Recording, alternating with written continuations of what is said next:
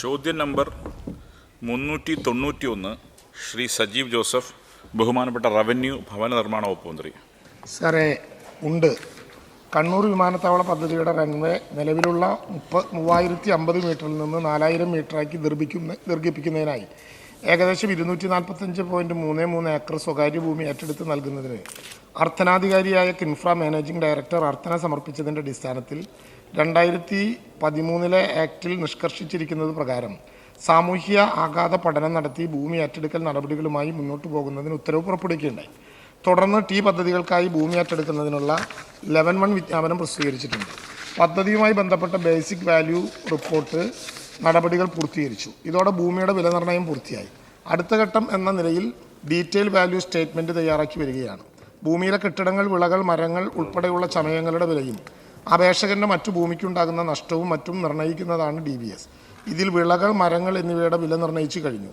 കെട്ടിടങ്ങളുടെ വില നിർണ്ണയിക്കാൻ ചുമതലപ്പെടുത്തിയിരിക്കുന്നത് കോഴിക്കോട് REC ആണ്. RECയുടെ പ്രവർത്തനം പകുതിയിലേറെ പൂർത്തീകരിച്ചു കഴിഞ്ഞിട്ടുണ്ട്.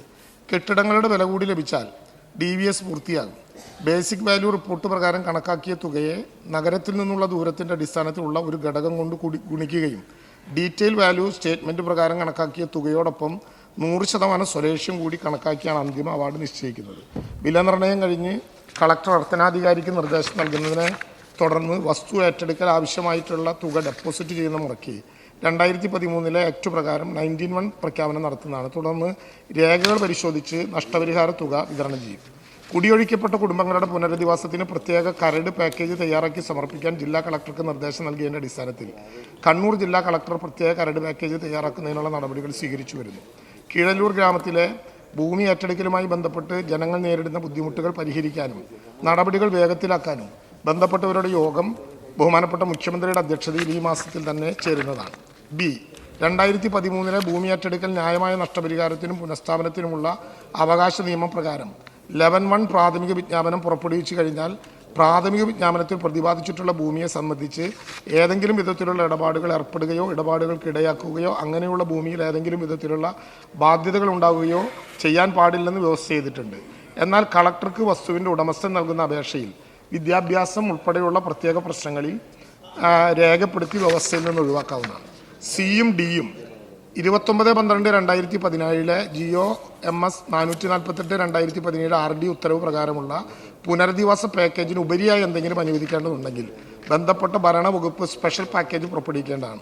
കണ്ണൂർ വിമാനത്താവള റൺവേ വികസനം ഏറ്റെടുക്കുമ്പോൾ വീട് നഷ്ടപ്പെടുന്ന 200-ലധികം കുടുംബങ്ങൾക്ക് പുനരധിവസിപ്പിക്കാനുള്ള ആനുകൂല്യങ്ങൾ അനുവദിക്കുന്നതിന് ഒരു പ്രത്യേക കരട് പാക്കേജ് ശുപാർശ ചെയ്യാൻ കണ്ണൂർ ജില്ലാ കളക്ടർക്ക് ഗതാഗത വകുപ്പ് നിന്നുള്ള നിർദ്ദേശം നൽകിയിട്ടുള്ളതും ജില്ലാ കളക്ടർ കരട് സ്പെഷ്യൽ പാക്കേജ് തയ്യാറാക്കുന്നതിനുള്ള നടപടികൾ സ്വീകരിച്ചു വരികയാണ്. ഭൂമി ഏറ്റെടുക്കലിന്റെ പ്രശ്നം ചർച്ച ചെയ്യാൻ ഈ മാസം തന്നെ മുഖ്യമന്ത്രി യോഗം വിളിച്ചിട്ടുണ്ട്. ശ്രീ സജീവ് ജോസഫ്. സർ, കണ്ണൂർ വിമാനത്താവള റൺവേ വികസനത്തിനായി ഭൂമി ഏറ്റെടുക്കൽ നടപടികൾ 8 വർഷമായി നിലച്ചിരിക്കുന്നത് മൂലം 200ഓളം കുടുംബങ്ങൾ കൊടിയ ദുരിതം നേരിടുകയാണ്. സാർ, ഈ വിഷയം ബഹുമാനപ്പെട്ട പ്രതിപക്ഷ നേതാവ് കഴിഞ്ഞ ദിവസം നിയമസഭയിൽ ഉന്നയിച്ചിരുന്നു. സാർ, ഈ 8 വർഷത്തെ ഈ കാലതാമസം ഒട്ടും നീതീകരിക്കാൻ കഴിയുന്നതല്ല.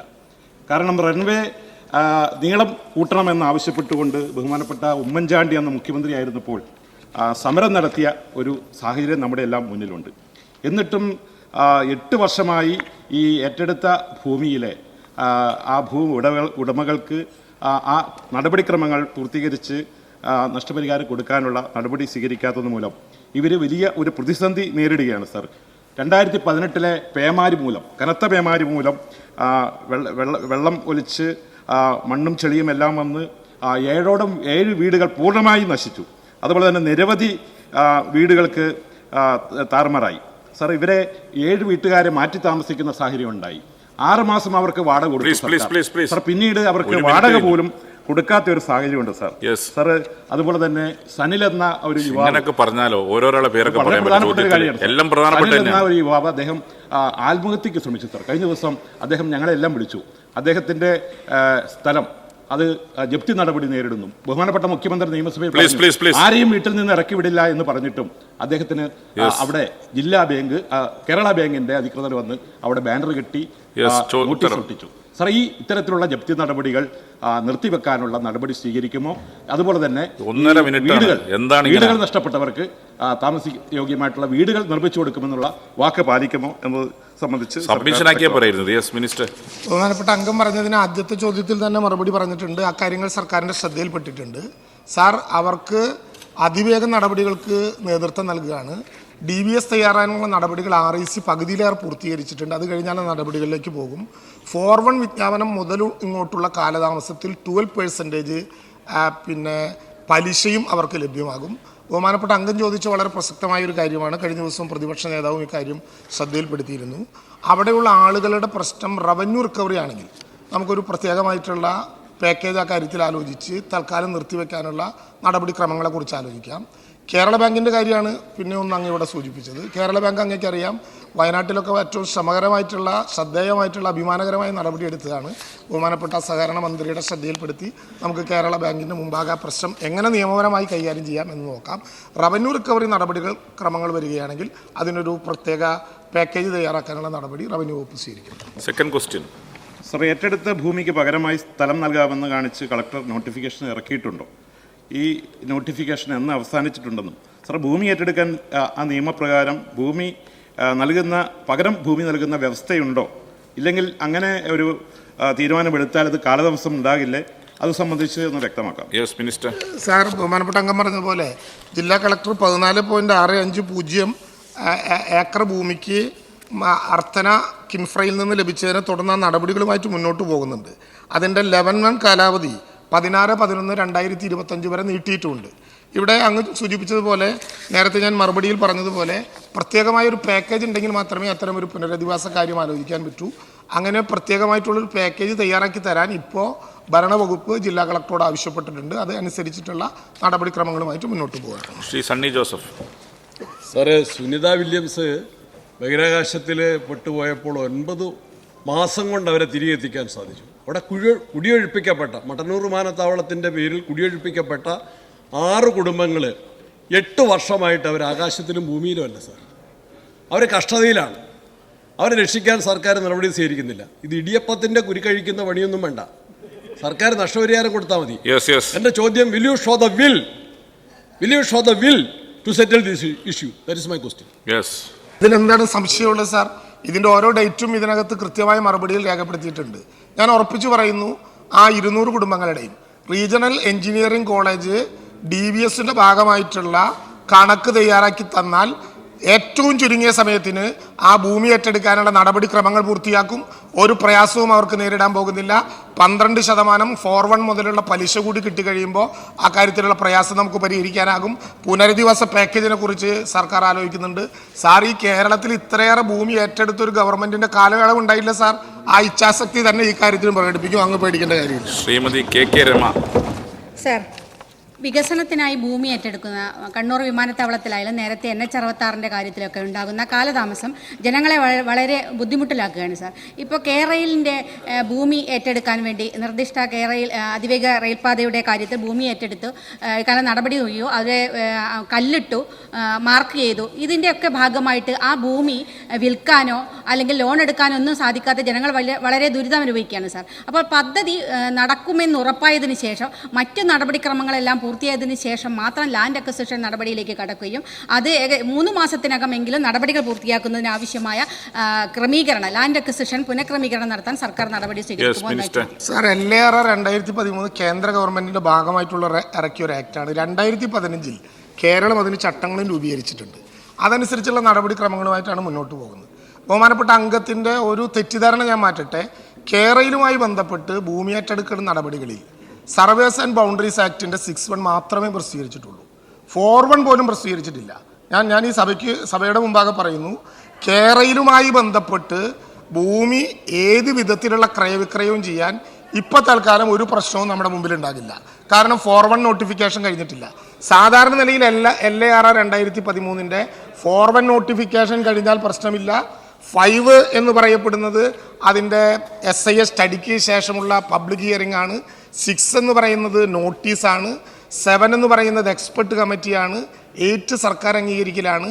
11(1) പ്രകാരം ഭൂമി പ്രഖ്യാപിച്ചാൽ മാത്രമേ ആ ഭൂമിയിൽ അറ്റാച്ച്മെൻറ്റ് വരികയുള്ളൂ.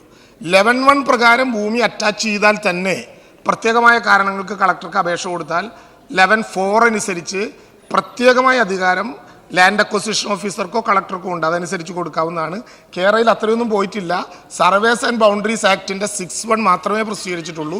പ്രത്യേകമായ ഏതെങ്കിലും കേസ് ബഹുമാനപ്പെട്ട അംഗം എഴുതി തന്നാൽ അത് പരിഹരിക്കാവുന്നതാണ്. ശ്രീ ചാണ്ടി ഉമ്മൻ. സർ, ഭൂമി വിട്ടു നൽകിയ ചില കുടുംബങ്ങളിൽ ചികിത്സയ്ക്ക് പോലും പണമില്ലാതെ കഷ്ടപ്പെടുന്ന സാഹചര്യം, അതുപോലെ കൂടാതെ മക്കളുടെ വിവാഹ ആവശ്യത്തിന് വസ്തു വിറ്റ് പണം കണ്ടെത്താനിരുന്നവർ എല്ലാവരും പ്രശ്നത്തിലാണ്. നിലവിലുള്ള നടപടിക്രമങ്ങൾ പൂർത്തിയാകുവാൻ ഇനിയും കാലതാമസം വരുന്നു എന്ന് കാണുന്നതിനാൽ എന്തെങ്കിലും ഇളവ് വരുത്തി ഇപ്രകാരം നിലവിൽ നൽകാനുള്ള തുകയിൽ ഒരു ഭാഗമെങ്കിലും ഇപ്പോൾ നൽകാനാകുമോ എന്നൊരു സാഹചര്യം. അതുപോലെ തന്നെ അവിടെ ഉണ്ടായ ഏറ്റവും വലിയ ബുദ്ധിമുട്ടുകൾ മൂലം, ദുരിതമുണ്ടായത് മൂലം അധിക നഷ്ടപരിഹാരം കൂടി നൽകുവാൻ സാധിക്കുമെന്നുള്ള ചോദ്യം. സർ, ഈ വിഷയവുമായി ബന്ധപ്പെട്ട് മറ്റൊരിടത്തും ഇല്ലാത്തതുപോലെ സാധാരണ നിലയിൽ LARR 2013 അനുസരിച്ച് ബഹുമാനപ്പെട്ട മുഖ്യമന്ത്രി പറഞ്ഞതുപോലെ പ്രത്യേക പാക്കേജ് ഇല്ല. എന്നാൽ പ്രത്യേക പാക്കേജ് കണ്ണൂരിൻ്റെ കാര്യത്തിൽ ഉണ്ടാക്കുകയാണ്. എന്ന് മാത്രമല്ല, അവിടെ 4(1) വിജ്ഞാപനം ചെയ്തൊരു തീയതിയുണ്ട്. അത് 22/10/2018 22/10/2018 മുതൽ 7 വർഷക്കാലം പ്രഖ്യാപിക്കപ്പെട്ട തുകയുടെ 12% ഉൾപ്പെടെ അവർക്ക് കിട്ടുന്നതോടുകൂടി അവരിപ്പോൾ അനുഭവിച്ചുകൊണ്ടിരിക്കുന്ന സാമ്പത്തിക പ്രതിസന്ധി പൂർണ്ണമായിട്ടും മറികടക്കാനാകും. അക്കാര്യത്തിൽ നിയമത്തിൽ നിന്നുകൊണ്ട് തന്നെ പരമാവധി കാര്യങ്ങൾ അവർക്ക് വേണ്ടി ചെയ്യുന്നതാണ്. ശ്രീ കോവൂർ കുഞ്ഞുമോൻ. സർ, കണ്ണൂർ വിമാനത്താവളത്തിൻ്റെ കാര്യം പറഞ്ഞതിൽ ഭൂമി ഏറ്റെടുക്കലുമായി ബന്ധപ്പെട്ട് ഇവിടെ ബഹുമാന്യനായ മന്ത്രി സൂചിപ്പിച്ചത് വളരെ ഗൗരവമുള്ളതാണ്. സാർ, ഒരാളെയും വീട്ടിൽ നിന്ന് ഇറക്കി വിടത്തില്ല. ഇച്ഛാശക്തിയുള്ള ഗവൺമെന്റാണ് സാർ, ഇടതുപക്ഷ ജനാധിപത്യ ഗവൺമെന്റ്. അതിന് നേതൃത്വം കൊടുക്കുന്ന ബഹുമാന്യനായ പിണറായി, റവന്യൂ വകുപ്പിന് നേതൃത്വം കൊടുക്കുന്ന സഖാവ് കെ രാജനെ ഞാൻ ഈ അവസരത്തിൽ അഭിനന്ദിക്കാൻ. എൻ്റെ പ്രധാനപ്പെട്ട ക്വസ്റ്റ്യൻ സാർ, സംസ്ഥാനത്ത് നടപ്പിലാക്കി വരുന്ന ഡിജിറ്റൽ സർവേ രേഖകൾ ഉപയോഗിച്ച് ഭൂമി ഏറ്റെടുക്കൽ നടപടികൾ വേഗത്തിലാക്കാൻ കഴിയുമോ സാർ? അത്തരത്തിൽ എന്തെങ്കിലും നടപടികൾ ഗവൺമെന്റ് ആരംഭിച്ചിട്ടുണ്ടോ? സാർ, ഇത് വളരെ പ്രധാനപ്പെട്ട ഒരു കാര്യമാണ്. അങ്ങുൾപ്പെടെ പലരും ഈ ഭൂമിയുടെ രേഖ എടുക്കാനുള്ള സമയം പറയുന്നുണ്ട്. യഥാർത്ഥത്തിൽ ഡിജിറ്റൽ റീസർവേ പൂർത്തിയാകുന്നതോടുകൂടി കേരളത്തിലെ മുഴുവൻ ഭൂമിക്ക്, സർക്കാർ ഭൂമിക്ക് ഉൾപ്പെടെ സ്വകാര്യ ഭൂമിക്ക് ഉൾപ്പെടെ എല്ലാ ലാൻഡ് പാഴ്സലുകളെയും കോർഡിനേറ്റ് ചെയ്യുന്നൊരു ഡിജിറ്റൽ വാല്യൂ വരും. അതുകൊണ്ട് തന്നെ ഭൂമി സ്ഥലത്തു പോയി അളക്കാതെ തന്നെ ഏറ്റെടുക്കേണ്ട ഭൂമി അളന്നു തിരിക്കാനും സ്കെച്ച് തയ്യാറാക്കാനും ഡിജിറ്റൽ സർവേയിലൂടെ എല്ലാ ലാൻഡ് പാഴ്സലുകളും ഇങ്ങനെ വരുന്നു എന്നുള്ളത് കൊണ്ട് ഓഫീസിലിരുന്ന് തന്നെ സാധിക്കും. യഥാർത്ഥത്തിൽ അർത്ഥനാധികാരി സ്ഥാപിക്കുന്ന അലൈൻമെൻറ്റ് സ്റ്റോണുകളുടെ കോർഡിനേറ്റുകൾ വഴി ഓഫീസിലിരുന്ന് ഡിജിറ്റൽ മാപ്പ് തയ്യാറാക്കാനും ഡിജിറ്റൽ രേഖകൾ വഴി ഉടമസ്ഥനെ കണ്ടെത്താനും ആകും എന്നുള്ളത് കൊണ്ട് ഡിജിറ്റൽ റീസർവേ പൂർത്തിയാക്കുന്നതോടുകൂടി നടപടിക്രമങ്ങൾ വല്ലാതെ ലഘൂകരിക്കാൻ നമുക്കാകും. സാറേ, ഞാൻ ഈ സ്ഥലം സന്ദർശിച്ചാണ്. ഇത് അക്ഷരാർത്ഥത്തിൽ കുടിയൊഴിക്കപ്പെട്ടിരിക്കുകയാണ്. കാരണം നിരവധി വർഷങ്ങളായി 4(1) നോട്ടിഫിക്കേഷൻ വന്നിട്ട് അതിൻ്റെ നടപടിക്രമങ്ങളൊന്നും മുന്നോട്ട് പോകുന്നില്ല. വിമാനത്താവളത്തിൻ്റെ മുകളിൽ നിന്ന് സാധനങ്ങൾ പാറയും കല്ലും ഇടിഞ്ഞു വീണ് അവിടെ വാസയോഗ്യമല്ല, കൃഷിയോഗ്യമല്ല. പ്രധാനപ്പെട്ട ആളുകളുടെ വരുമാന മാർഗം കൃഷിയായിരുന്നു. അത് പൂർണ്ണമായി നിലച്ചു, ഉപജീവന മാർഗം. നിരവധി വീടുകൾ തകർന്നു. പിന്നെ പ്രളയം ഉണ്ടായ സമയത്തുണ്ടായ നാശനഷ്ടങ്ങൾ. ഒരു തരത്തിൽ ഇത് ബാങ്കിൽ പണയം വയ്ക്കാൻ പറ്റുന്നില്ല, വിൽക്കാൻ പറ്റുന്നില്ല, ഒന്നും ചെയ്യാൻ പറ്റുന്നില്ല. വേറെ ഒരു സ്ഥലത്ത് പോയി താമസിച്ചാൽ അവിടുത്തെ വാടക കൊടുക്കാൻ പറ്റുന്നില്ല. പരിതാപകരമായ അവസ്ഥയിലാണ്. ആകാശത്തിനും ഭൂമിക്കും ഇടയിൽ ത്രിശങ്കുവിലാണ് ജീവിക്കുന്നതെന്ന് നമ്മൾ സാധാരണ പറയാറുണ്ട്. അക്ഷരാർത്ഥത്തിൽ ആ പാവപ്പെട്ട മനുഷ്യർ ജീവിക്കുന്നവിടെ. അതുകൊണ്ട് ഈ നടപടിക്രമങ്ങൾ എത്രയും പെട്ടെന്ന് വേഗത്തിലാക്കുകയും ഈ ജപ്തി നടപടികൾ നിർത്തിവെക്കാൻ വേണ്ടിയിട്ടുള്ള നടപടികളുമാണ് സ്വീകരിക്കേണ്ടത്. സാർ, അതേപോലെ തന്നെ ഞാൻ അങ്ങയുടെ അനുവാദത്തോടുകൂടി ഒരു കാര്യം, ശ്രീമതി KK രമ പറഞ്ഞ നമ്മുടെ റെയിലിൻ്റെ കാര്യം, പ്രോബ്ലം എന്താണെന്നറിയാമോ? റെയിലിൻ്റെ നിങ്ങൾ നോട്ടിഫിക്കേഷൻ ഒന്നും വന്നിട്ടില്ല, ഐ എഗ്രി വിത്ത് യു. പക്ഷേ ഓൾറെഡി അവിടെ കൊണ്ടുപോയി കല്ലിട്ടു. സാർ, ആ കല്ലിട്ട സ്ഥലം ഒരു കോപ്പറേറ്റീവ് ബാങ്ക് പോലും എടുക്കില്ല, പണയം വയ്ക്കാൻ പറ്റില്ല. ഒരു ബാങ്കിൽ പണയം വയ്ക്കാൻ പറ്റില്ല. ഒരാൾ ആ സ്ഥലം വാങ്ങിക്കില്ല. മാത്രമല്ല, ഫൈനൽ ഡിസിഷൻ വന്നിട്ടില്ല ഗവൺമെൻറ്റിൻ്റെ. ഗവൺമെൻറ് ഇപ്പോഴും പറയുകയാണ് റെയിൽ വരും എന്ന് പറയുകയാണ്. അപ്പോൾ ഈ റെയിലിട്ട് വരുന്നുമില്ല, ഈ സാധനം വിൽക്കാനും പറ്റുന്നില്ല, പ്ലഡ് ചെയ്യാൻ പറ്റുന്നില്ല. അല്ല, ഞാൻ പറഞ്ഞതാണ് അപകടകരമായ നിലയിലാണ്. ഇത് പരിശോധിക്കണം. അങ്ങനെ പരിശോധിക്കുമോ എന്നാണ് എന്റെ ചോദ്യം. അല്ല, ഇക്കാര്യത്തിൽ ജപ്തി നടപടികളെ സംബന്ധിച്ചിട്ടുള്ള കാര്യം ഞാൻ നേരത്തെ പറഞ്ഞു. അതിൽ ഒരു കാരണവശാലും പേടിക്കേണ്ട പ്രശ്നമില്ല. റെയിലുമായി ബന്ധപ്പെട്ട് സംസ്ഥാന സർക്കാർ തന്നെ പരസ്യമായി ഇക്കാര്യത്തിൽ നടപടിയെടുത്തിട്ടുണ്ട്. അത് ഒരു കാരണവശാലും ഈ ഭൂമി വിൽക്കുന്നതിനോ പ്ലഡ് ചെയ്യുന്നതിനോ തകരാറില്ല. അത് വീണ്ടും വീണ്ടും ഉറക്കെ ആ കാര്യത്തിൽ ഗവൺമെൻറ് പറയുന്നുണ്ട്. ഭൂമി ഏറ്റെടുക്കൽ നടപടികൾ ആരംഭിക്കാതെ ഉള്ള ആശങ്കകൾ ജനങ്ങളെ ബോധ്യപ്പെടുത്താനും ബന്ധപ്പെട്ട ബാങ്കുകളുമായി സംസാരിക്കാനുമുള്ള ഇടയുണ്ടാക്കൽ മാത്രമേ സാധ്യമാകുള്ളൂ. ബഹുമാനപ്പെട്ട പ്രതിപക്ഷ നേതാവ് ഇവിടെ സൂചിപ്പിച്ച വളരെ പ്രധാനപ്പെട്ട ഒരു പ്രശ്നം കാലവർഷക്കെടുതി ഉൾപ്പെടെയുള്ള വിഷയങ്ങളുമായി ബന്ധപ്പെട്ട് അവിടെ ഉണ്ടായ നഷ്ടങ്ങളാണ്. അത് അതത് കാര്യങ്ങൾ പരിഹരിച്ചുകൊണ്ട് ബന്ധപ്പെട്ട ഡിപ്പാർട്ട്മെൻറ്റുകളോട് നഷ്ടപരിഹാരം നൽകാൻ പറയാം. ഇവിടെ ഭൂമി വിൽപ്പനയോ ഭൂമിയുമായി ബന്ധപ്പെട്ട പ്ലഡ്ജിങ്ങോ പുതിയ പ്ലഡ്ജിങ്ങോ ഞാൻ അങ്ങയോട് ഈ സഭയിൽ ഉറപ്പ് നൽകുന്നു. പ്രത്യേക കേസായി ജില്ലാ കളക്ടർക്ക് അപേക്ഷ നൽകിയാൽ ആ കേസുകൾ പരിഗണിച്ചുകൊണ്ട് പ്രത്യേക കേസുകളിൽ അങ്ങനെ പ്ലഡ്ജ് ചെയ്യാനുള്ള അനുവാദം ബന്ധപ്പെട്ട ഉദ്യോഗസ്ഥന്മാർക്ക് നൽകാവുന്നതാണ്. ആ കാര്യത്തിൽ പ്രയാസം ഉണ്ടാകില്ല. സർ, ദേശീയപാത, റെയിൽവേ തുടങ്ങിയ കേന്ദ്രാവിഷ്കൃത പദ്ധതികളുമായി ബന്ധപ്പെട്ട് ഭൂമി ഏറ്റെടുക്കൽ നടപടികളിൽ കാലതാമസം ഉണ്ടാകുന്നു എന്നാണ് ചില കേന്ദ്രമന്ത്രിമാർ നിരന്തരമായി പ്രസ്താവിച്ചുകൊണ്ടിരിക്കുന്നത്. സർ, ഇത് ശ്രദ്ധയിൽപ്പെട്ടിട്ടുണ്ടോ? ഇതിന്റെ യഥാർത്ഥ വസ്തുത എന്താണ് എന്ന് വ്യക്തമാക്കാൻ കഴിയും? സാർ, ഈ കേന്ദ്രമന്ത്രിമാർ ഇക്കാര്യത്തിൽ യഥാർത്ഥ വസ്തുതകളെ മറച്ചു വെച്ചുകൊണ്ട് രാഷ്ട്രീയമായ ചില കാര്യങ്ങൾ പറയുകയാണ്. സാർ, യഥാർത്ഥത്തിൽ ഭൂമി ഏറ്റെടുക്കൽ നടപടികളുമായി ബന്ധപ്പെട്ട NHലോ റെയിൽവേയിലോ ഏതെങ്കിലും വിധത്തിലുള്ള ഒരു വീഴ്ചയും ഗവൺമെൻറ് ഭാഗത്ത് ഉണ്ടായിട്ടില്ല. സാർ, ദേശീയപാതയുടെ ആദ്യ റീച്ച് ഉദ്ഘാടനത്തിന് എത്തിച്ചേർന്നപ്പോൾ നിതിൻ ഗഡ്കരി പരസ്യമായി കേരളത്തിലെ ഗവൺമെൻറ്റിനെ അഭിനന്ദിച്ചു എന്ന് മാത്രമല്ല അതുമായി ബന്ധപ്പെട്ട് പ്രത്യേകമായിട്ടുള്ള അവാർഡ് കേരളത്തിന് നൽകുന്ന സ്ഥിതിവിശേഷം ഉണ്ടായി. സാർ, ഞാൻ 2023 ഫെബ്രുവരി 1 ദേശീയപാത അതോറിറ്റിയുടെ ചെയർമാനായിട്ടുള്ള സന്തോഷ് കുമാർ യാദവ് ഇവിടുത്തെ അന്നത്തെ ACSന് റവന്യൂ ACSന് അയച്ചൊരു കത്ത് ഞാനൊന്ന് ശ്രദ്ധയിൽപ്പെടുത്താനാണ്. കാരണം നിരുത്തരവാദിത്വപരമായ പ്രസ്താവനകളാണ് കേന്ദ്ര ഭരണകൂടത്തിൻ്റെ ഭാഗത്തു നിന്നുണ്ടാകുന്നത്. അതിൽ അദ്ദേഹം പറയുന്നു, I thank you for the excellent support given for expediting the land acquisition in Kerala. Due to the support of Government of Kerala, all pending 18 projects in NH 66 are now awarded and works are going on. Sir, ഇത് ദേശീയപാതയുടെ chairman കേരളത്തിന് അയച്ച കത്താണ്. Sir, ദേശീയപാത വികസനത്തിന് വേണ്ടി ചുരുങ്ങിയ കാലം കൊണ്ട് 3503 ഏക്കർ ഭൂമി ഏറ്റെടുത്ത് 25,120.81 കോടി രൂപ നഷ്ടപരിഹാരമായി കേരളം ഏറ്റെടുത്ത് വിതരണം ചെയ്തു. ഇന്ത്യയിൽ ഏറ്റവും കൂടുതൽ വേഗതയിൽ 25% പണം ഭൂമിക്ക് കൊടുത്തുകൊണ്ട് ഇങ്ങനെ പറഞ്ഞ 25,000-ൽ 6,000 കോടിയിലധികം രൂപ സാർ ഇന്ത്യയിൽ മറ്റൊരിടത്തും ഇല്ലാത്തതുപോലെ കേരളം കൊടുത്താണ്. സാർ, റെയിൽവേ വികസനം അതുകൂടി ഞാൻ പറയുന്നത് ശ്രദ്ധയപ്പെടുത്തേണ്ട ഒരു പ്രശ്നമാണ്. കഴിഞ്ഞ കുറേ ദിവസമായി അദ്ദേഹം അത് പറയുന്നുണ്ട്.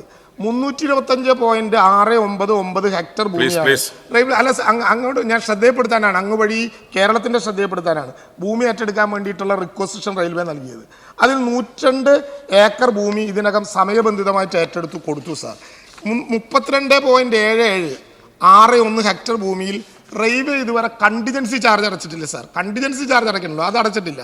സാർ, 18.6108 ഭൂമിയിൽ അവർ അലൈൻമെൻറ്റ് സ്കെച്ച് പോലും ഇതുവരെ കേരളത്തിൽ തന്നിട്ടില്ല.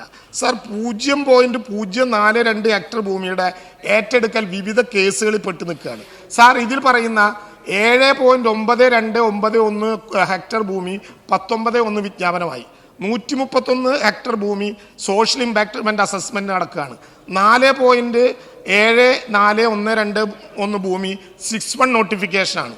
3.5529 ഭൂമി 11.1 നോട്ടിഫിക്കേഷനാണ്. സാർ, ഈ 366 ഹെക്ടർ ഭൂമിയിൽ നടപടികൾ ആരംഭിക്കാത്തത് 22 ഹെക്ടർ ഭൂമിയാണ്. സാർ, അതിനൊറ്റ കാരണമേ ഉള്ളൂ. കോട്ടയം ജില്ലയിൽ നമുക്ക് അനുവദിച്ചിരുന്ന റെയിൽവേ അനുവദിച്ചിരുന്ന സ്പെഷ്യൽ LA ഓഫീസ് അവർ നിർത്തലാക്കി. ആ ഓഫീസ് വീണ്ടും തന്നാൽ പറഞ്ഞ സമയത്തിനുള്ളിൽ എടുത്തു കൊടുക്കാൻ തയ്യാറാണ്. കേരളം ഇത്രയേറെ പ്രവർത്തനം നടത്തിയിട്ടും രാഷ്ട്രീയമായി കേരളത്തെ ആക്രമിക്കാനുള്ള കേന്ദ്രമന്ത്രിമാരുടെ ശ്രമം വളരെ അപലപനീയമാണ്. ഞാൻ അതുകൊണ്ടാണ് ഈ രേഖ വിശദമായി ഈ സഭയുടെ മുമ്പാകെ അറിയിച്ചത്. കിഫ്ബിയുടേത് ഉൾപ്പെടെയുള്ള ചില പദ്ധതികൾ സ്ഥലമേറ്റെടുക്കൽ താമസം വരുന്നതിൻ്റെ ഭാഗമായി പ്രയാസം ഉണ്ടാകുന്നുണ്ട്. നിലവിലെ നിയമത്തിൽ നിന്നുകൊണ്ട് റവന്യൂ വകുപ്പ് പരമാവധി വേഗത്തിലാക്കാൻ ശ്രമിക്കുന്നുണ്ട്. സാർ, ഈ കാലതാമസം ഒഴിവാക്കാൻ 2013 കേന്ദ്ര നിയമത്തിൻ്റെ ഉള്ളിൽ നിന്നുകൊണ്ട് നെഗോഷ്യബിൾ പർച്ചേസ് മുഖേന ഭൂമി ഏറ്റെടുക്കാൻ ആവശ്യമായി നിയമനിർമ്മാണത്തിലേക്ക് ഗവൺമെൻറ് ആലോചിക്കുമോ എന്നുള്ളതാണ് സാർ ചോദ്യം. സാർ, ഈ LARR 2013 വന്നപ്പോഴുള്ളൊരു പ്രശ്നം നെഗോഷ്യബിൾ പർച്ചേസ് പല വിധത്തിലുള്ള കാരണങ്ങളാൽ തടയപ്പെട്ടിരിക്കുകയാണ്. സാർ, ഒരു വകുപ്പുണ്ട് 108. ആ വകുപ്പ് പൂർണ്ണമായും വില നിശ്ചയിച്ചതിന് ശേഷം അതിനേക്കാൾ കൂടുതൽ വില കൊടുക്കാൻ കഴിയുന്ന കേസുകളിൽ മാത്രമേ നെഗോഷ്യബിൾ പർച്ചേസ് പറ്റൂ. സാർ, ഇപ്പോൾ ഗവൺമെൻറ് പൊതു ആവശ്യങ്ങൾക്ക് വേണ്ടി 31/12/2024 ഒരു സർക്കുലർ പുറപ്പെടുവിച്ചിട്ടുണ്ട്. സാർ, ഇതനുസരിച്ച് ഭൂവുടമകൾ സമ്മതിക്കുന്ന പക്ഷം മതിയായ ഭൂരേഖകൾ ലഭ്യമാണെങ്കിൽ നെഗോഷിയേഷൻ മുഖേന സെയിൽ ഡീഡ് മുഖേന ഭൂമി മേടിക്കാനുള്ള നടപടിക്രമങ്ങൾ ആയിട്ടുണ്ട്. പക്ഷേ ഇതുകൊണ്ട് തീരില്ല സാർ. നിലവിലുള്ള നിയമപ്രകാരം നെഗോഷ്യബിൾ പർച്ചേസ് വഴി ഭൂമി ഏറ്റെടുക്കാൻ കഴിയില്ല എന്ന് ഹൈക്കോടതിയുടെ ഡിവിഷൻ ബെഞ്ച് പറഞ്ഞിട്ടുള്ളത്. ഈ സാഹചര്യത്തിൽ ഞങ്ങൾ ആലോചിക്കുന്നത്, നമ്മുടെ ഗവൺമെൻറ് ആലോചിക്കുന്നത്, തെലുങ്കാന, കർണാടക, തമിഴ്നാട് എന്നീ സംസ്ഥാനങ്ങളിൽ കൊണ്ടുവന്ന നിയമത്തിൻ്റെ മാതൃകയിൽ കേരളത്തിലും നെഗോഷ്യബിൾ പർച്ചേസിന് വേണ്ടി ഒരു നിയമനിർമ്മാണം നടത്തുന്ന കാര്യം കേരളം ശ്രമം ആരംഭിച്ചിരിക്കുകയാണ്. സാർ, ഭൂമി ഏറ്റെടുക്കൽ നടപടി യൂണിയൻ ലിസ്റ്റിൽപ്പെട്ടതാണെങ്കിലും കേന്ദ്ര നിയമത്തിന് വിരുദ്ധമല്ലാത്ത വ്യവസ്ഥകൾ ഉൾപ്പെടുത്തി പ്രസിഡന്റിൻ്റെ അംഗീകാരത്തോടെ ഇത്തരത്തിലൊരു നിയമനിർമ്മാണം നടത്താൻ കഴിയും എന്നാണ് ഞങ്ങൾ ആലോചിക്കുന്നത്. ഇക്കാര്യത്തിൽ സർക്കാർ ഒരു നിയമ നിർമ്മാണം പരിഗണനയിലാണ്. ചേലാൽ സർ, ഭൂമി ഏറ്റെടുക്കൽ വളരെ വേഗത്തിൽ നടത്തുന്ന ഒരു ഗവൺമെൻറ്റാണ് സാർ ഇത്. സാർ, എന്നാൽ ഭൂമി ഏറ്റെടുക്കൽ നടപടികൾ വേഗവും സുതാര്യവുമാക്കുന്നതിന് ഓൺലൈൻ സംവിധാനം ഏർപ്പെടുത്തുക സാർ. പ്രധാനപ്പെട്ട പ്രശ്നമാണ്. അങ്ങ് ഓൺലൈനിൻ്റെ ആളായതുകൊണ്ട് അങ്ങ് തന്നെ ചോദ്യം ചോദിച്ചത് നന്നായി. സാധാരണ നിലയിൽ ലാൻഡ് അക്വസിഷൻ മാനേജ്മെൻറ്റ് സിസ്റ്റം എന്നൊരു സോഫ്റ്റ്വെയർ ഇപ്പോൾ വികസിപ്പിച്ചിരിക്കുകയാണ് സാർ. LAR 2013 സെക്ഷൻ 11 വരെയുള്ള മുഴുവൻ പ്രവർത്തനങ്ങളും ഇപ്പോൾ സുതാര്യമായി ആ പ്രോജക്റ്റിൽ നോക്കിയാൽ നിങ്ങൾക്ക് കാണാൻ പറ്റും സാർ. രണ്ടാം ഘട്ടമായി ടാക്റ്റിലെ സെക്ഷൻ 19 വരെയുള്ള പ്രവർത്തനങ്ങൾ വികസിപ്പിച്ചു. അതിൻ്റെ നടപടിക്രമങ്ങൾ പൂർത്തീകരിക്കുകയാണ്. മൂന്നാം ഘട്ടമായിട്ട് നമുക്ക് അവാർഡ് കൊടുക്കുന്ന വരെയുള്ള കാര്യങ്ങൾ മനസ്സിലാക്കാൻ വേണ്ടി കഴിയും. നാലാം ഘട്ടത്തിൽ പോസ്റ്റ് അവാർഡ് നടപടികളും കോടതി റഫറൻസ് നൽകുന്നത് വരെയുള്ള നടപടികൾക്കും വേണ്ടിയിട്ടുള്ള യൂസർ റിക്വയർമെൻറ്റ് തയ്യാറാക്കി വരികയാണ് സാർ. 6 മാസത്തിനുള്ളിൽ 4-1 മുതൽ പൂർണ്ണമായും വില കൊടുക്കുന്നത് വരെയുള്ള മുഴുവൻ നടപടിക്രമങ്ങളും കേരളത്തിലെ ജനങ്ങൾക്ക് സുതാര്യമായി മനസ്സിലാക്കുന്ന വിധത്തിലുള്ള ഒരു LAMS സോഫ്റ്റ്വെയർ വികസിപ്പിച്ച് കേരളത്തിന് സമർപ്പിക്കുകയാണ്. ശ്രീ പി അബ്ദുൽ ഹമീദ്. സർ, കോഴിക്കോട് വിമാനത്താവളത്തിൻ്റെ വികസനവുമായി ബന്ധപ്പെട്ട് ഇപ്പോൾ 2023 ഏകദേശം 12.5 ഏക്കർ ഭൂമി ഏറ്റെടുത്തു. സർ, ഈ ഭൂമി ഏറ്റെടുക്കുന്ന സമയത്ത് ഈ ഭൂമി വിട്ടു തന്ന ഭൂവുടമകൾ കണ്ടീഷണലായിട്ടാണ് ഈ ഭൂമി വിട്ടു തന്നത്. മന്ത്രിയുടെ സാന്നിധ്യം, ജില്ലയുടെ ചുമതലയുള്ള മന്ത്രി അബ്ദുറഹ്മാൻ്റെ സാന്നിധ്യത്തിൽ ഒന്ന് അവർക്ക് നഷ്ടപ്പെടുന്ന റോഡ് ആക്സസ് അതൊന്ന് ശരിപ്പെടുത്തി കൊടുക്കണം. അതുപോലെ തന്നെ അവശേഷിക്കുന്ന ഭൂമിയിൽ കെട്ടിടങ്ങൾ അതുപോലെ തന്നെ വീടുകൾ നിർമ്മിക്കുന്ന NOC അത് കാലതാമസമില്ലാതെ ഞങ്ങൾക്ക് ലഭ്യമാകുന്ന നടപടി സ്വീകരിക്കണമെന്ന് ഞങ്ങൾ ജനപ്രതിനിധികളുടെ സാന്നിധ്യത്തിൽ ജില്ലയുടെ ചുമതല വഹിക്കുന്ന പിന്നെ മന്ത്രി അബ്ദുറഹ്മാൻ്റെ സാന്നിധ്യത്തിൽ അവർ പറയുകയും അത് സമ്മതിക്കുകയും ചെയ്തിട്ടാണ് അവർ ഭൂമി വിട്ടുതന്നത്. സർ, 2023 ഭൂമിയൊക്കെ വിട്ടുതന്നു. പക്ഷേ ഇതുവരെ ഈ പറഞ്ഞ 2 കാര്യങ്ങളും പൂർത്തീകരിക്കാൻ നമുക്ക് സാധിച്ചിട്ടില്ല. ഒന്ന്, അവരെ ഇപ്പം ഈ ഭൂമി വിട്ടു തന്ന ആൾക്കാർ ദ്വീപിൽ താമസിക്കുന്നത് പോലെയാണ് താമസിക്കുന്നത്. പള്ളിക്കൂടത്തിൽ പോകാൻ കുട്ടികൾക്ക് സാധിക്കുന്നില്ല, ആരാധനകളിൽ പോകാൻ സാധിക്കുന്നില്ല. അപ്പോൾ അതുകൊണ്ട് അടിയന്തരമായി ഈ വിഷയത്തിൽ ഇടപെട്ട് ആവശ്യമായ നടപടികൾ സ്വീകരിക്കണം എന്നുള്ള എൻ്റെ ചോദ്യം. അങ്ങ് തന്നെ ഈ ചോദ്യം ചോദിച്ചത് വളരെ പ്രധാനപ്പെട്ടതായി. ബഹുമാനപ്പെട്ട അങ്ങ് സണ്ണി ജോസഫ് കൂടി ഈ കണ്ണൂർ വിമാനത്താവളത്തിൻ്റെ ഇച്ഛാശക്തിയെക്കുറിച്ച് പറഞ്ഞല്ലോ. കോഴിക്കോട് വിമാനത്താവളത്തിൻ്റെ ഭൂമി ഏറ്റെടുക്കൽ നടപടികളുടെ നാൾ വഴി അങ്ങൊന്ന് പരിശോധിക്കണമെന്നൊരു അഭ്യർത്ഥന എനിക്കുണ്ട്. മലപ്പുറം ജില്ലയിലെ ആളുകൾക്കറിയാം എത്ര തവണയാണ് സാർ അടിച്ചോടിപ്പിച്ച് സാമൂഹ്യ ആഘാത പഠനം നടത്താതെ എത്ര തവണയാണ് മാറ്റിയത് സാർ. കഴിഞ്ഞ ഗവൺമെൻറ്റിൻ്റെ കാലത്ത് ആ ബഹുമാനപ്പെട്ട TVക്ക് അറിയാം, TV ഇബ്രാഹിം കൂടി ഉണ്ടാകുമെന്ന് ഞാൻ വിചാരിക്കുന്നു. കഴിഞ്ഞ ഗവൺമെൻറ്റിൻ്റെ അവസാന കാലത്ത് അതിനു വേണ്ടി കൊടുത്തിരുന്ന LA ഓഫീസ് നമ്മൾ ടെർമിനേറ്റ് ചെയ്തു. വീണ്ടും ഈ ഗവൺമെൻറ് വന്ന സാഹചര്യത്തിൽ അദ്ദേഹവും MP എല്ലാം ആവശ്യപ്പെട്ട്, ബഹുമാനപ്പെട്ട അബ്ദുൾ റഹ്മാൻ മിനിസ്റ്ററും ആവശ്യപ്പെട്ട് നമ്മളാ ഓഫീസ് അവിടെ വീണ്ടും ആരംഭിക്കാനും സാർ. എന്തായിരുന്നു അതിൻ്റെ പിന്നിലുള്ള പ്രശ്നം?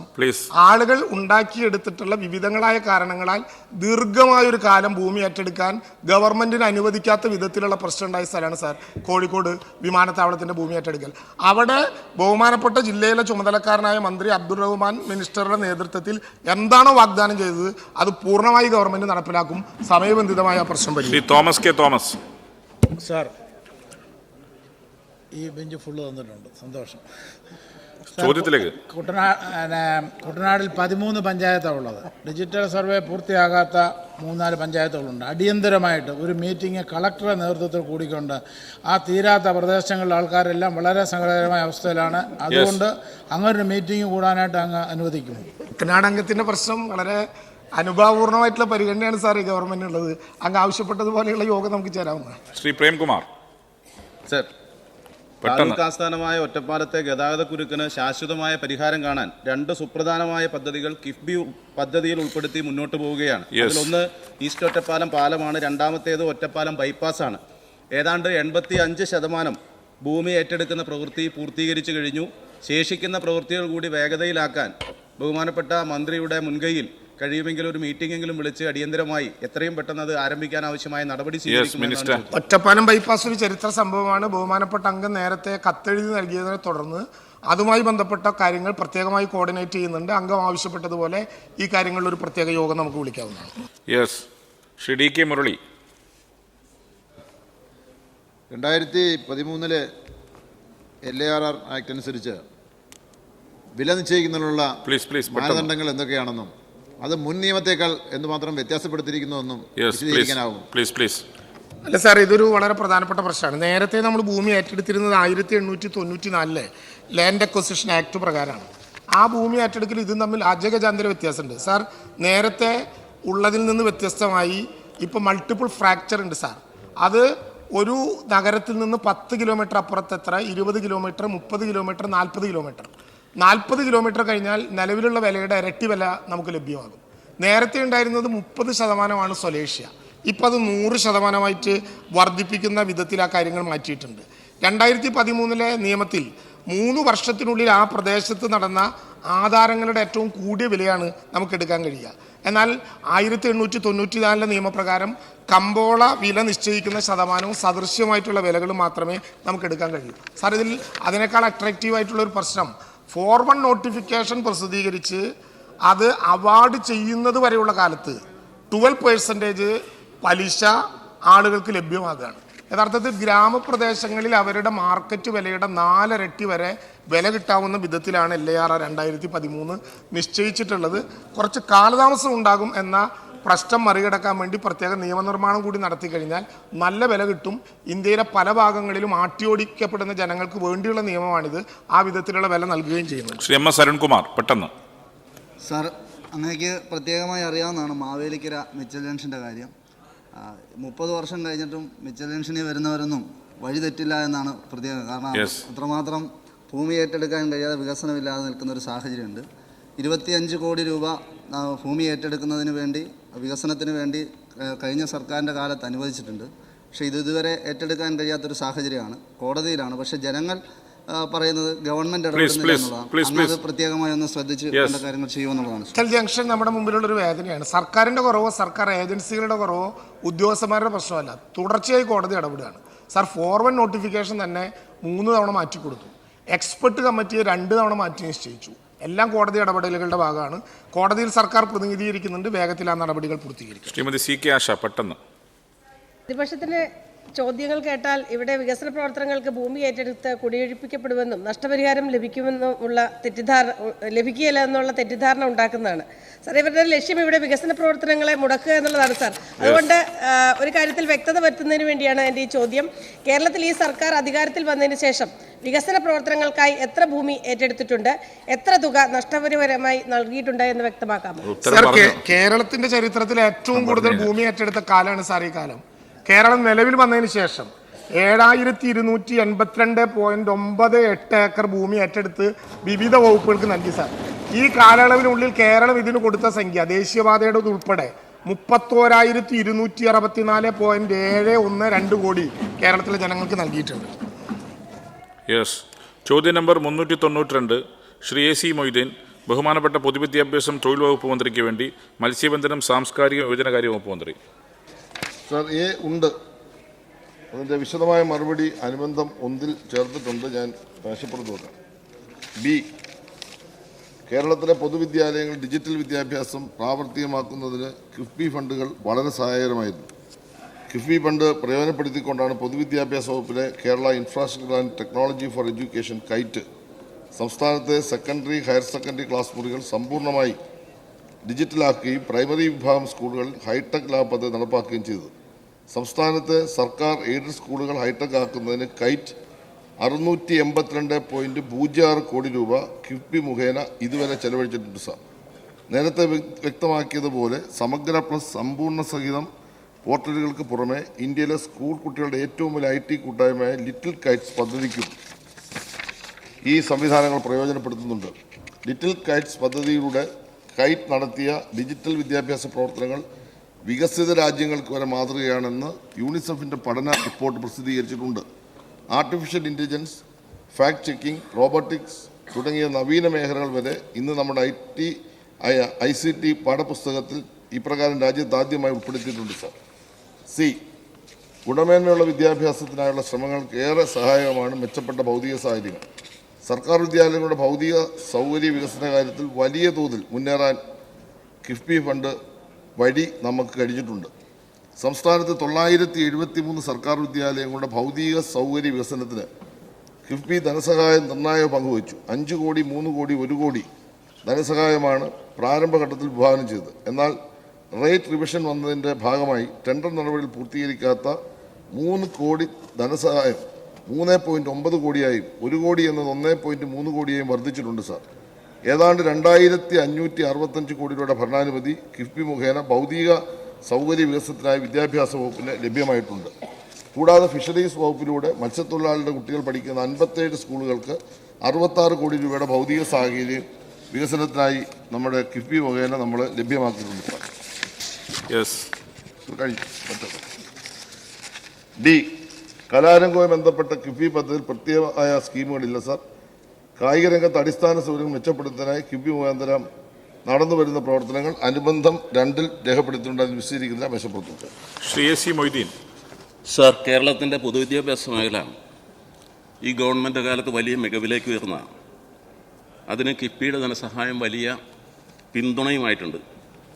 സാർ, കിഫ്ബി ധനസഹായത്തോടെ കൈറ്റ് നടപ്പാക്കിയ ഹൈടെക് സ്കൂൾ പദ്ധതിയുടെ ഫലപ്രാപ്തി പഠനം ഏതെങ്കിലും നടന്നിട്ടുണ്ടോ? ഇതിനെക്കുറിച്ച് ഏതെങ്കിലും അന്താരാഷ്ട്ര ഏജൻസികൾ പഠനം നടത്തിയിട്ടുണ്ടോ? സാർ, വളരെ പ്രധാനപ്പെട്ട ചോദ്യമാണ്. അതിലെ ഇന്റർ കോർപ്പറേഷൻ്റെ സഹായത്തിൽ അമേരിക്കയിലെ ഒഹായോ സർവകലാശാല കൈറ്റിൻ്റെ നടപ്പാക്കിയ ഹൈടെക് സ്കൂൾ പദ്ധതിയുടെ ഫലപ്രാപ്തി പഠനം 2020 നടത്തിയിട്ടുണ്ട്. 2, നമ്മുടെ അധ്യാപകർ ഡിജിറ്റൽ സംവിധാനങ്ങൾ അവയുടെ അക്കാദമിക വശം ചോർന്നു പോകാതെ ഉപയോഗിക്കുന്നു എന്ന് ഈ പഠനം അടിവരയിടുന്നുണ്ട്. സർ, 3, അതുപോലെ ഹൈടെക് പദ്ധതിയുടെ തുടർച്ചയായി കൈറ്റ് നടപ്പാക്കുന്ന ലിറ്റിൽ കൈറ്റ്സ് IT ക്ലബ്ബുകളെക്കുറിച്ച് യൂണിസെഫ് പഠനം നടത്തുകയും ഈ മാതൃക വികസിത രാജ്യങ്ങൾക്ക് ഉൾപ്പെടെ അനുകരിക്കാവുന്നതാണെന്ന് രേഖപ്പെടുത്തുകയും ചെയ്തിട്ടുണ്ട്. Second question. സാർ, സാങ്കേതിക വിദ്യയുടെ സഹായം നമ്മുടെ വിദ്യാഭ്യാസ രംഗത്ത് സാധ്യമാക്കുന്നതിന് വേണ്ടി ഹൈടെക് പദ്ധതിയിലൂടെ എത്രമാത്രം ഉപകരണങ്ങളാണ് നമ്മുടെ സ്കൂളുകളിൽ വിന്യസിച്ചിട്ടുള്ളത് എന്നുള്ള കാര്യം വ്യക്തമാക്കാം. സാർ, കേരളത്തിലെ എയ്ഡഡ് സ്കൂളുകൾക്കും ഗവൺമെൻറ് സ്കൂളുകൾക്കും ഒരേ തരത്തിലുള്ള സംവിധാനമാണ് നമ്മുടെ ഹൈടെക് സ്കൂൾ സംവിധാനത്തിലൂടെ നമ്മൾ ഏർപ്പെടുത്തിയിട്ടുള്ളത്. ഹൈടെക് ലാബ് പദ്ധതി പ്രകാരം 1,35,551 laptop, 69,945 multimedia projector, 1,439 USB speaker, 43,250 mounting kit, 23,098 screen, 4,545 television 43 inch, 4,609 printer, 4,578 camera, 4,720 webcam എന്നീ ഉപകരണങ്ങൾ കിഫ്ബി ഫണ്ട് ഉപയോഗപ്പെടുത്തിക്കൊണ്ട് സർക്കാർ എയ്ഡഡ് സ്കൂളുകൾക്ക് കൈറ്റ് വിതരണം ചെയ്തിട്ടുണ്ട് സാർ. എല്ലാ സ്കൂളുകൾക്കും ഒരേ തരത്തിലുള്ള സഹകരണവും സഹായവുമാണ് ഗവൺമെൻറ് ചെയ്തിട്ടുള്ളത്. ശ്രീ KV സുമേഷ്. സാർ, നമ്മുടെ വിദ്യാഭ്യാസ സ്കൂളുകളിൽ ഒരുപാട് ഹൈടെക് ഉപകരണങ്ങൾ ഗവൺമെൻറ് അതിൻ്റെ ആധുനികവൽക്കരണത്തിൻ്റെ ഭാഗമായി സ്ഥാപിച്ചിരുന്നു. അതിൻ്റെ പ്രവർത്തനം നിലവിൽ എങ്ങനെയാണ്? അതോടൊപ്പം തന്നെ ഈ വാറണ്ടി കാലയളവിന് ശേഷം AMC സംവിധാനം നിലവിലുണ്ടോ എന്നാണ്. ഏതാണ്ട് 93% ഉപകരണങ്ങളും പ്രവർത്തനക്ഷമമാണെന്നാണ് നമ്മുടെ പഠനത്തിൽ നിന്ന് പരിശോധിച്ചതിൽ മനസ്സിലായിട്ടുള്ളത്. എന്നാലും 5 വർഷ വാറണ്ടി ഈ കാലയളവിൽ കൊടുത്തിട്ടുണ്ട്. അതിനുവേണ്ടി കൈറ്റ് AMC ഏർപ്പെടുത്തിയിട്ടുണ്ട്. ശ്രീ PT റഹീം.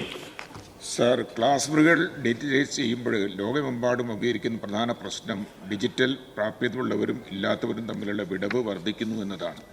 ഈ പ്രശ്നത്തെ കേരളം എങ്ങനെയാണ് സാർ അഭിമുഖീകരിക്കുന്നത് എന്ന് വ്യക്തമാക്കാം. രാജ്യത്തിന് മാതൃക എന്ന രൂപത്തിലാണ് നമ്മൾ ഈ പ്രശ്നത്തെ കൈകാര്യം ചെയ്തത്. ശരിയാണ് സാർ, ഉത്തരം ചോദ്യം വളരെ പ്രസക്തമാണ്. സാർ, വികസിത രാജ്യങ്ങളടക്കം അഭിമുഖീകരിക്കുന്ന പ്രധാന പ്രശ്നമാണ് ഡിജിറ്റൽ വിടവ് എന്നത്.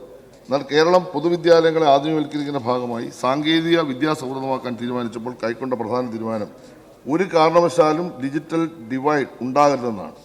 സാമ്പത്തിക സാമൂഹിക അന്തരങ്ങളോ ലിംഗവ്യത്യാസമോ ഒന്നും തടസ്സമാകാതെ മുഴുവൻ കുട്ടികൾക്കും നിർഭയമായ ഡിജിറ്റൽ ഉപകരണങ്ങൾ പ്രാപ്തമാക്കുന്ന ഉറപ്പാക്കാനാണ് 8 മുതൽ 12 വരെ സർക്കാർ എയ്ഡഡ് വിദ്യാലയങ്ങളിൽ മുഴുവൻ ക്ലാസ്സുകളെ സാങ്കേതിക സൗഹൃദമാക്കിയത്. അതോടൊപ്പം എല്ലാ പ്രൈമറി സ്കൂളുകളിലും കമ്പ്യൂട്ടർ ലാബുകൾ ഒരുക്കാനും പ്രത്യേകം ശ്രദ്ധിച്ചിട്ടുണ്ട്. സാമൂഹ്യനീതിയുടെയും അവസര തുല്യതയുടെയും കാര്യത്തിൽ ഒരു തരത്തിലുള്ള വിട്ടുവീഴ്ചയ്ക്കും സർക്കാർ തയ്യാറല്ല. കൂടാതെ എല്ലാ കുട്ടികളെയും ഉൾക്കൊള്ളുക എന്ന നിലപാടാണ് നവകേരളം കർമ്മപദ്ധതിയുടെ ഭാഗമായി പൊതുവിദ്യാഭ്യാസ സംരക്ഷണ യജ്ഞവും അതിൻ്റെ തുടർച്ചയായ വിദ്യാഗ്രഹവും മുന്നോട്ട് വെച്ച സർ, ആദ്യം തന്നെ ഞാൻ പറഞ്ഞു, എല്ലാ സ്ഥാപനങ്ങളിലും ഒരു വേർതിരിവില്ലാതെ ഡിജിറ്റൽ ഉപകരണങ്ങൾ നൽകിയിട്ടുള്ളത് നമ്മുടെ സംസ്ഥാനമാണ്. കേരളം ഇന്ത്യക്ക് തന്നെ ആ കാര്യത്തിൽ മാതൃകയായിട്ടുണ്ട് സർ. ശ്രീ സേവിയർ ചിറ്റിലപ്പള്ളി. സാർ, കിഫ്ബി ധനസഹായത്തോടെ നിർമ്മിച്ച 5 കോടി രൂപ പദ്ധതിയിലെ വടക്കാഞ്ചേരി ബോയ്സ് ഹയർ സെക്കൻഡറി സ്കൂളിലെ UP ബ്ലോക്കിൻ്റെ നിർമ്മാണം നടന്നു വന്നിരുന്നു. കരാറ് കമ്പനിയുടെ അനാസ്ഥ കാരണം കമ്പനിയെ റിസ്ക് ആൻഡ് കോസ്റ്റിൽ ടെർമിനേറ്റ് ചെയ്തു. തുടർന്ന് കെട്ടിട നിർമ്മാണം നിലച്ചിരിക്കുകയാണ്. 75% പണി പൂർത്തിയായ ഈ കെട്ടിടം അടിയന്തരമായി നിർമ്മാണം പുനരാരംഭിക്കണമെന്ന് അഭ്യർത്ഥിക്കുകയാണ്. വേഗത്തിൽ പൂർത്തിയാക്കാൻ വേണ്ടി നടപടി സ്വീകരിക്കും. Yes minister. സർ, 5 കോടി രൂപയിലാണ് ബഹുമാനപ്പെട്ട അംഗം ചൂണ്ടിക്കാണിച്ചതുപോലെ ഈ സ്കൂൾ വടക്കാഞ്ചേരി സ്കൂളിൻ്റെ നിർമ്മാണം ആരംഭിച്ചത്. സർ, 70% നിർമ്മാണം പൂർത്തീകരിച്ചു. പക്ഷേ പൂർത്തീകരിക്കുന്ന ഘട്ടത്തിൽ കോൺട്രാക്ടറുടെ പ്രവർത്തനത്തിലെ കുറവ് പരിശോധിച്ചപ്പോൾ അയാളെ ഒഴിവാക്കേണ്ടി വന്നു, ടെർമിനേറ്റ് ചെയ്യുന്ന സാഹചര്യം ഉണ്ടായി. അതിനുശേഷം നടന്ന നടപടികളുടെ ഭാഗമായി തുടർ നടപടികൾ പൂർത്തീകരണ ഘട്ടത്തിലെത്തി. ഇപ്പോൾ അതിൻ്റെ അവസാന ഘട്ടത്തിൽ കിഫ്ബി പ്രോജക്റ്റ് എക്സിക്യൂഷൻ ഡോക്യുമെൻ്റ് അംഗീകാരം നൽകി. അതുപോലെ തന്നെ ലെറ്റർ ഓഫ് അക്സെപ്റ്റൻസ് നൽകുന്ന നടപടികൾ സ്വീകരിച്ചു വരുന്നു. സാർ, ഏപ്രിൽ മാസത്തിൽ അങ്ങയുടെ മണ്ഡലത്തിലെ സ്കൂളിൻ്റെ പ്രവൃത്തി ആരംഭിക്കുമെന്നാണ് ഇപ്പോൾ പറയാനുള്ളത്. ശ്രീ അനൂപ് ജേക്കബ്. സാർ, ഇവിടെ പ്രതിപാദിച്ച വിഷയം തന്നെയാണ്. ഈ കിഫ്ബി പ്രൊജക്റ്റിൽ ആദ്യം ലഭിച്ച പല സ്കൂളുകളിലും നിർമ്മാണം പൂർത്തിയാവാതെ കിടക്കുന്നുണ്ട്. കേരളത്തിൽ പല സ്ഥലങ്ങളിലും പിറവം ഹയർ സെക്കൻഡറി സ്കൂള് ഈ നിലയിൽ കിടക്കുകയാണ്. ഗവൺമെൻറ് തലത്തിൽ തീരുമാനം വേണമെന്നുള്ളതാണ് പറയുന്നത്. ആദ്യ ഭാഗം പൂർത്തിയായി, രണ്ടാം ഭാഗം പൂർത്തിയാക്കാനായിട്ട് അതിൻ്റെ നിർമ്മാണ പ്രവർത്തനം പുനരാരംഭിച്ചിട്ടില്ല. സർക്കാർ തലത്തിൽ തീരുമാനം വേണമെന്ന് പറയുന്നു. അത് പറഞ്ഞാണ് 3 വർഷം പിന്നിടുകയാണ്. അതിനുള്ള ഒരു നടപടി, അത് അടിയന്തരമായി പൂർത്തിയാക്കാനുള്ള നടപടി ഗവൺമെൻറ് തലത്തിൽ നിന്ന് ഉണ്ടാവുമോ എന്നുള്ളതാണ് ചോദ്യം. സാർ, ഇതിലിപ്പോൾ ഞാനിവിടെ ആമുഖമായി പറഞ്ഞല്ലോ സാർ, കേരളം നമ്മുടെ രാജ്യത്ത് തന്നെ മാതൃകയാണെന്നുള്ള അടിസ്ഥാന സൗകര്യ വികസനമാണെന്നുള്ളത്. സാർ, 455 സ്കൂളുകളുടെ കെട്ടിടം ഇനി പൂർത്തീകരിക്കാനുണ്ട്. അതിൽ 120 സ്കൂളുകൾ, അങ്ങ് പറഞ്ഞ പിറവ സ്കൂൾ ഉൾപ്പെടെ 120 സ്കൂളുകൾ സാങ്കേതികമായ പ്രശ്നങ്ങളുടെ ഭാഗമായിട്ട് എല്ലാ വിശദാംശങ്ങളും ഉണ്ട്. അങ്ങേക്ക് ആവശ്യമുണ്ട്, ഞാൻ ഈ സമയക്കുറവുകൊണ്ട് ഇപ്പോൾ പറയുന്നില്ല, കൊടുത്തരാം. 120 സ്കൂളുകൾ സാങ്കേതിക തടസ്സമുണ്ട് സാർ. 334 സ്കൂളുകളുടെ നിർമ്മാണം നടന്നു വരികയാണ്, സമയബന്ധിതമായി പൂർത്തീകരിക്കും. ഈ 120 സ്കൂളുകളുടെ പ്രശ്നം എന്താണെന്ന് ചോദിച്ചു കഴിഞ്ഞാൽ ഭൂമിയുടെ പ്രശ്നം, സാങ്കേതിക മറ്റ് നടപടിക്രമങ്ങളുടെ പ്രശ്നമാണ്. അങ്ങയുടെ മണ്ഡലത്തിലെ സ്കൂളിൻ്റെ സാങ്കേതിക പ്രശ്നം പരിശോധിച്ച് ഇടപെട്ടതിന് പരിഹാരം കാണാൻ ഉടൻ ശ്രമിക്കുന്നതാണ്. ശ്രീ കടകംപള്ളി സുരേന്ദ്രൻ. സർ, പൊതുവിദ്യാഭ്യാസ രംഗത്ത് 1ഉം 2ഉം പിണറായി ഗവൺമെൻറ്റുകൾ വരുത്തിയ മാറ്റം കേരളത്തിൻ്റെ വിദ്യാഭ്യാസ ചരിത്രത്തിലെ ഏറ്റവും ശ്രദ്ധേയമായ ഒന്ന് തന്നെയാണ് സർ. ഏതാണ്ട് 6000 കോടിയിൽ പരം രൂപ കേവലം 8 വർഷക്കാലത്തിനിടയിൽ പൊതുവിദ്യാഭ്യാസ മേഖലയെ അടിസ്ഥാന സൗകര്യ വികസനത്തിന് വേണ്ടി ഒരു ഗവൺമെൻറ് ചിലവാക്കുക എന്ന് പറഞ്ഞാൽ അത് അത്ഭുതകരമായിട്ടുള്ളൊരു കാര്യമാണ്. ഐക്യകേരള പിറവിക്ക് ശേഷം ആകെ ചെലവഴിച്ച തുകയുടെ കണക്ക് നോക്കിയാൽ ഏറ്റവും കൂടുതൽ തുക ചെലവഴിച്ചത് ഈ 9 വർഷക്കാലമാണെന്ന് കാണാൻ സാധിക്കും. സാർ, ആ നിലയിൽ നമ്മുടെ സംസ്ഥാനത്ത് പൊതുവിദ്യാഭ്യാസ മേഖലയിൽ വലിയ മാറ്റത്തിന് കാരണമായത് ഗവൺമെൻറ്റിൻ്റെ ശ്രദ്ധാപൂർവമായിട്ടുള്ള പൊതുവിദ്യാഭ്യാസ സംരക്ഷണ യജ്ഞം തന്നെയാണ്. ആ യജ്ഞം വളരെ സജീവമായിട്ട് മുന്നോട്ട് കൊണ്ടുപോകുന്ന വിദ്യാഭ്യാസ മന്ത്രിയെ, ബഹുമാനപ്പെട്ട പ്രിയപ്പെട്ട ശിവൻകുട്ടിയെ ഞാൻ പ്രത്യേകിച്ച് അഭിനന്ദിക്കുകയാണ് സാർ.